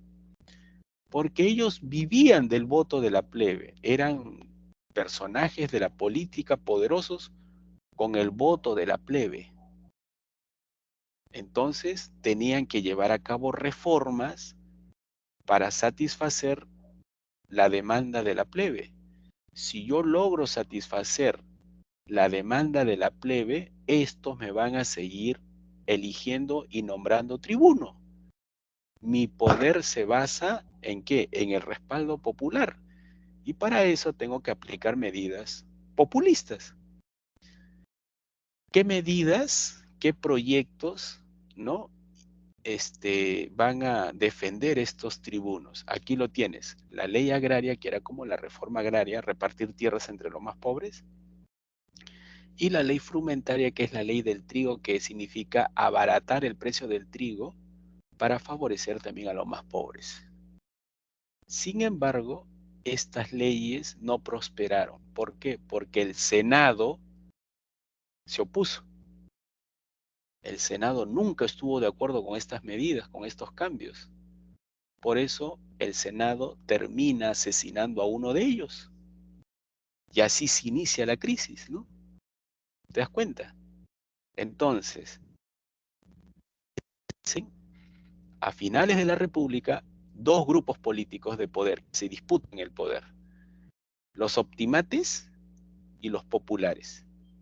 Los optimates eran aquellos políticos nobilitas que defienden al Senado, que defienden los intereses de los nobilitas, que no están de acuerdo con los cambios, que no respaldan las asambleas populares, están en contra de todo tipo de cambios o reformas.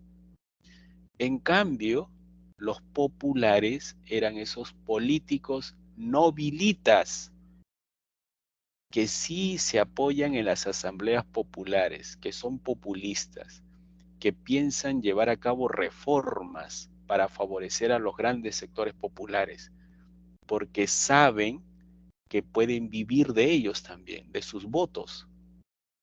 Por eso se respaldan en los sectores populares. Pero repito una vez más, tanto los optimates como los populares eran de ese pequeño grupo de poder. Se disputan por el poder. ¿Ves? ¿Quedó claro? Entonces, así se inician las guerras civiles. La primera guerra civil, miren, se enfrenta Mario contra Sila. ¿Quién ganó esta primera guerra civil? Sila.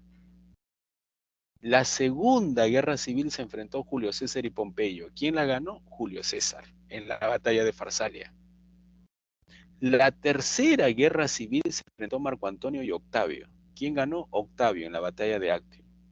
Sin embargo, escuchen bien, antes de la segunda guerra civil y después de la primera, se formó un triunvirato con la finalidad de evitar las guerras civiles. Ese triunvirato se supone que era un gobierno de ancha base, integrado por tres políticos influyentes: Julio César, Pompeyo y Craso. Pero ese primer triunvirato no fue un éxito, fracasó. ¿Por qué? Porque ese primer triunvirato termina desatando la Segunda Guerra Civil, ¿no? Ahí, ¿quién gana? Julio César. Terminada la Segunda Guerra Civil, se formó un segundo intento de triunvirato, mira, segundo triunvirato, integrado por Marco Antonio, Octavio y Lépido. Fracasó ese segundo triunvirato porque terminan peleándose. ¿Quiénes? Marco Antonio y Octavio. ¿Quién ganó esa tercera guerra civil? La ganó Octavio, quien venció a Marco Antonio y a la pareja de Marco Antonio. ¿Se acuerdan quién era la pareja de Marco Antonio? Cleopatra. Cleopatra, reina de Egipto. Marco Antonio era amante de Cleopatra, era su pareja. Y Octavio derrotó a ambos, ¿no? A Marco Antonio y a Cleopatra en la batalla de Actium. Marco Antonio, tú sabes cómo terminó, ¿no? Se suicida. Y Cleopatra también se suicida, ¿no? porque ya no tenía escapatoria, pues, ¿no?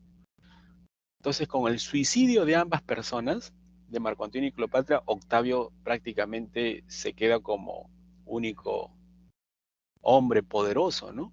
Ya había muerto Julio César, Pompeyo, Marco Antonio, entonces Octavio queda como el único, ¿no?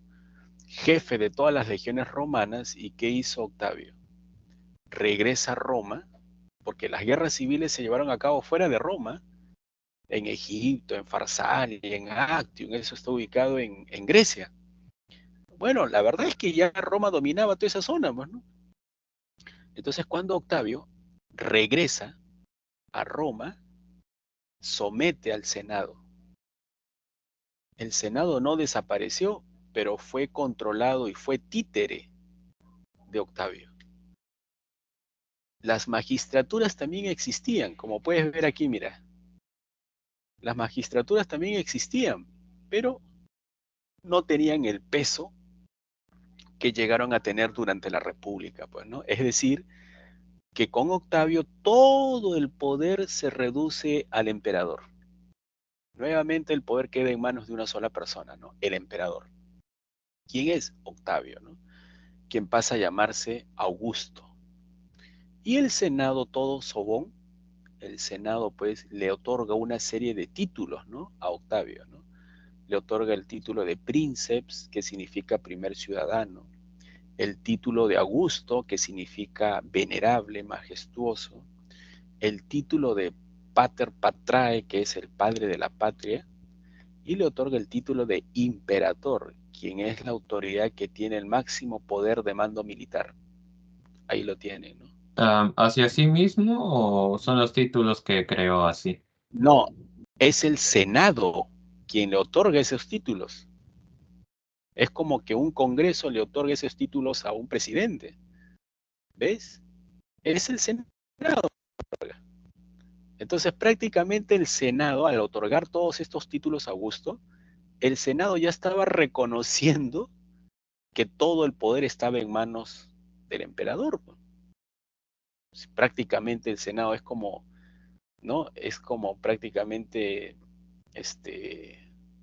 atribuirle todos los poderes políticos a una sola persona, ¿no? Como a un presidente o a un dictador. Entonces, por eso les decía, ¿no? El Senado va a seguir existiendo durante el imperio, pero ya no tenía el peso que antes tuvo durante la República. Los magistrados también van a ser nombrados, ¿no? Pero ya no tenían el peso que tuvieron durante la República, porque ahora todo el peso político recae en el emperador. Nuevamente regresamos a la figura del monarca, pero ya no es monarca, pues es emperador, ¿no? Entonces, durante el primer gobierno de Octavio, o también conocido como Augusto, nace Jesús. Después sigue una larga lista de emperadores, ¿ya? Que aquí solo voy a mencionar. Recuerda a Nerón, que es el quinto emperador. Con él se inician las persecuciones contra los cristianos. Luego vino Flavio Vespasiano. Vespasiano es el emperador que da inicio a la construcción del anfiteatro Flavio, que es conocido con el nombre de Coliseo Romano, ¿ya? Mira, el Coliseo se construyó durante la etapa imperial, ¿eh? Ya la etapa final, ¿ya, no? Luego vino el emperador Tito. Durante su gobierno erupciona el volcán del Vesubio que cubrió toda la ciudad de Pompeya, ¿no? Luego vino el emperador Trajano. Trajano es el que logra llevar a cabo la máxima expansión territorial de Roma, llegando hasta Rumanía. Poquito más llegaba a Rusia, ¿no? Pero bueno, no llegaron a Rusia por si acaso, ¿ya? Luego está el edicto de Caracayan, un emperador que le otorgó la ciudadanía a todos los habitantes libres del imperio. Ahí te puedes dar cuenta que estos emperadores de Roma eran inclusivos, ¿no? Aquellos que creían que Roma esclavizó a todos los pueblos que conquistó, no, eso es falso, ¿no? Roma era un imperio esclavista, es cierto, pero no trató por igual pues a todos los pueblos que sometió Roma, ¿no? Sino que incluso les otorgaba el título de federados, ¿no? Eran como pueblos que se integraban al imperio y por lo tanto merecían ser respetados como los ciudadanos romanos. Lo hacían sobre todo por el pago de impuestos, pues, ¿no? Tú sabes que un esclavo no paga impuestos al Estado. Un esclavo es simplemente como una mercancía, ¿no? En cambio, los súbditos y ciudadanos, ellos sí pagan impuestos y eso le convenía al Estado romano, ¿no? Bueno, y por último, ya tienen ahí ustedes los últimos emperadores como Constantino, que te dije que fue el emperador que aprobó el edicto de Milán por la cual él puso fin a las persecuciones contra los cristianos, es decir, el cristianismo como que deja de sufrir con Constantino gracias a su edicto de Milán. Constantino también es el que funda la ciudad de Constantinopla y traslada parte de su corte a esa ciudad, ¿no? Que hoy lo conocemos como Estambul. Pero antes se llamaba Constantinopla en los tiempos de Roma. Pero antes de los romanos, Constantinopla era conocida como Bizancio, porque fue una colonia griega, ¿no? Bueno, lo cierto es que ahí lo tienes a Constantino. Y luego tienes a Teodosio. Teodosio es el emperador que promulga el edicto de Tesalónica, por la cual convierte a la religión católica en la religión oficial del Imperio Romano, ¿no? Y también, dicho sea de paso, es el emperador, y con esto termino, el que divide el Imperio Romano en dos, Occidente y Oriente. Él es el emperador que divide en dos administraciones para una mejor y eficaz administración, ¿ya? Para poder proteger bien las fronteras, ¿no? Desde Constantinopla. Él es el que también, ¿no? Divide así, ¿no? En dos administraciones, Imperio Romano de Occidente con su capital Roma o Rávena, y el Imperio Romano de Oriente, conocido como Bizancio, con su capital Constantinopla, conocida como la Nueva Roma. Y luego él al morir se la deja a sus dos hijos, ¿no? La primera mitad, el Imperio Romano de Occidente, se la deja a su hijo Honorio, y la otra mitad, la del Oriente, Bizancio, se la deja a su hijo Arcadio, ¿no? Luego caería el Imperio Romano de Occidente por los bárbaros germanos, ¿no? Cuando el emperador era Rómulo Augustulo. Rómulo Augustulo es el último emperador de Roma Occidental y fue derrotado por Odoacro, un rey bárbaro de la tribu de los Érulos. Y ahí llega a su fin el Imperio Romano de Occidente. Jóvenes, ¿les parece si resolvemos ya la práctica antes que se vayan a almorzar y disfrutar del resto del día feriado? Sí, sí, profesor, está bien. Es miren. A ver, aquí, a ver, voy a compartir esto. Voy a compartir esto de aquí. A ver, está un poco lenta mi máquina. Les comento que yo vivo acá en Chorrillos y aquí en Chorrillos hay actividades por ese día. Uf, acá antes hacían hasta conciertos. Chorrillos es un distrito pues, de pescadores, ¿no? Sobre todo se habla aquí de José Olaya. Y como hoy en día es Día del Pescador San Pedro y San Pablo, así es que va a haber una cantidad de eventos aquí en Chorrillos. Pero no voy a poder participar porque mañana hay que trabajar, ¿no? Mañana no es feriado, ¿no? Mañana es día. Mañana seguimos con CEPREVI. Así es, así es. Mañana continuamos trabajando. A ver, aquí voy a mostrar las preguntas. Espero, uy, no se puede ver. A ver aquí. Listo, ya habrá momento de celebrar, pues será en el Día del Maestro, me imagino.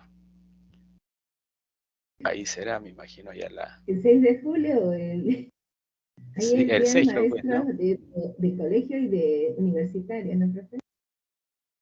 Sí, sí. Colegio Universitario, Día del Maestro. Así es. Ojalá que ocurra algo ese día. Yo creo que sí. Jóvenes, si resolvemos estas preguntas, ¿sí? Antes que ya nos gane el tiempo. ¿Ven ahí las preguntas? Sí, ¿no? Vamos, ven las preguntas, por favor, confirmen para ya resolver, darles las claves. ¿Sí? Se ve, profesor. Sí, profesor. Ya, listo, vamos a resolver. A ver, ¿quién se anima a responderme la clave de la pregunta número 1? Yo, profesor, ¿Cuál? ¿Cuál es la clave? la D. Letra nomás. Dedo, D. correcto. Sama. Exacto. Clave, nada más la número 2, ¿cuál sería?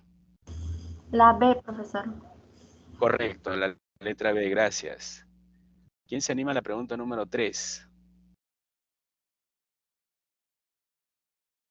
Clave de la La pregunta D, la 3. D, profesor. Correcto, gracias, dedo, muy bien. Clave de la pregunta número 4. La A, profesor. Correcto, Vespasiano, gracias. 5, pregunta 5, clave.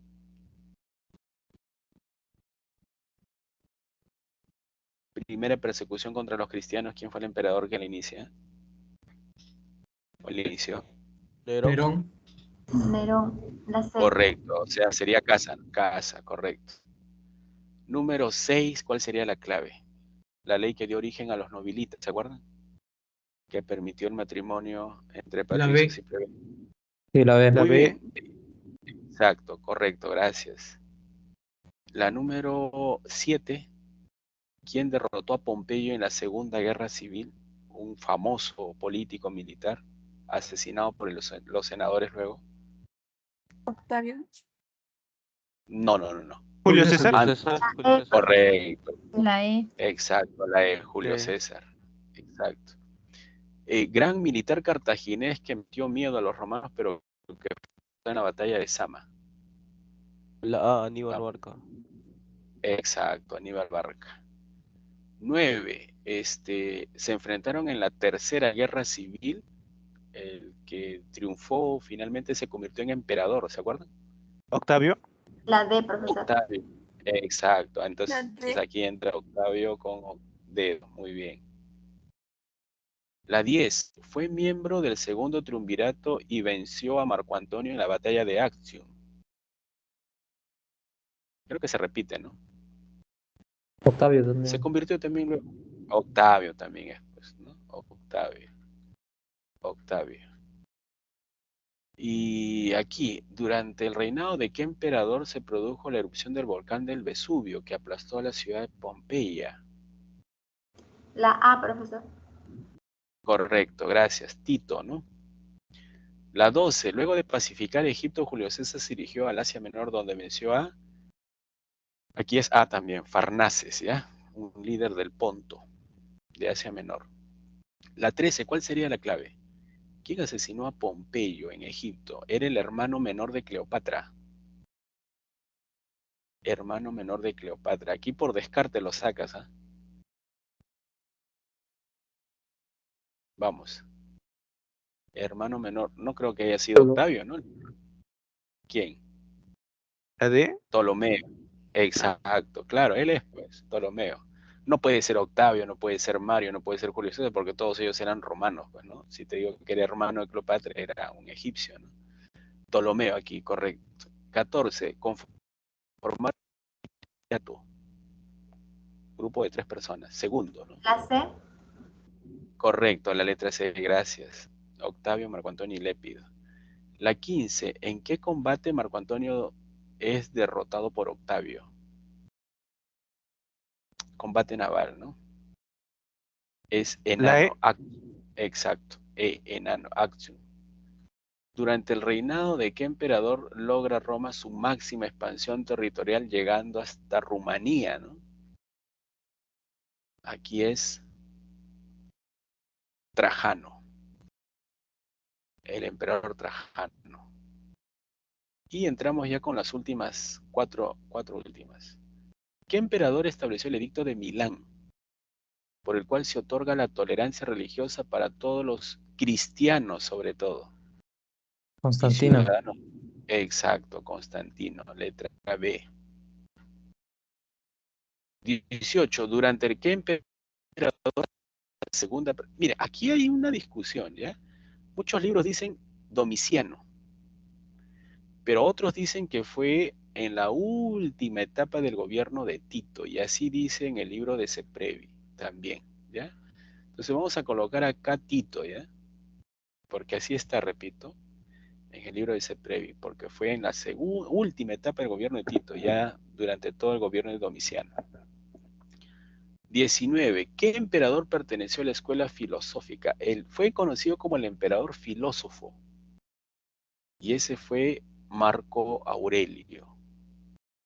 Marco Aurelio. Y la 19, ¿cuál sería la clave? emperador Teodosio dividió el Imperio Romano en dos en el año 395 entre sus dos hijos, siendo el primer emperador de la parte oriental, lo que sería Bizancio, la que sobrevivió a las invasiones bárbaras. ¿Cuál sería la clave aquí? ¿Alguien se anima? No fue Nerón, no Honorio. fue Augusto, Honorio fue la parte occidental.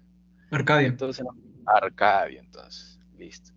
Listo, jóvenes, yo voy a colocar esto en el archivo, tanto las claves como las PPTs. Gracias por su tiempo. Sé que no es fácil estar en clases en un día feriado mientras el resto sale a pasear. Pero bueno, solo tenemos poco tiempo, pues 15 semanas y no nos podemos dar el lujo de hacer eso. Jóvenes, nos vemos, cuídense bastante, Chao, que tengan profesor, un cuídense, excelente muchas día. gracias. Chao, chao. Cuídense. Muchas gracias, profesor. Muchas gracias. Gracias. Chao. Hasta luego, Nos profesor. vemos. Bueno, después de un Lisa, suculento almuerzo, María, a nos la vemos. pasar. Cuídense. Chao, chao. Chao, cuídense. Provecho. Chao, chao.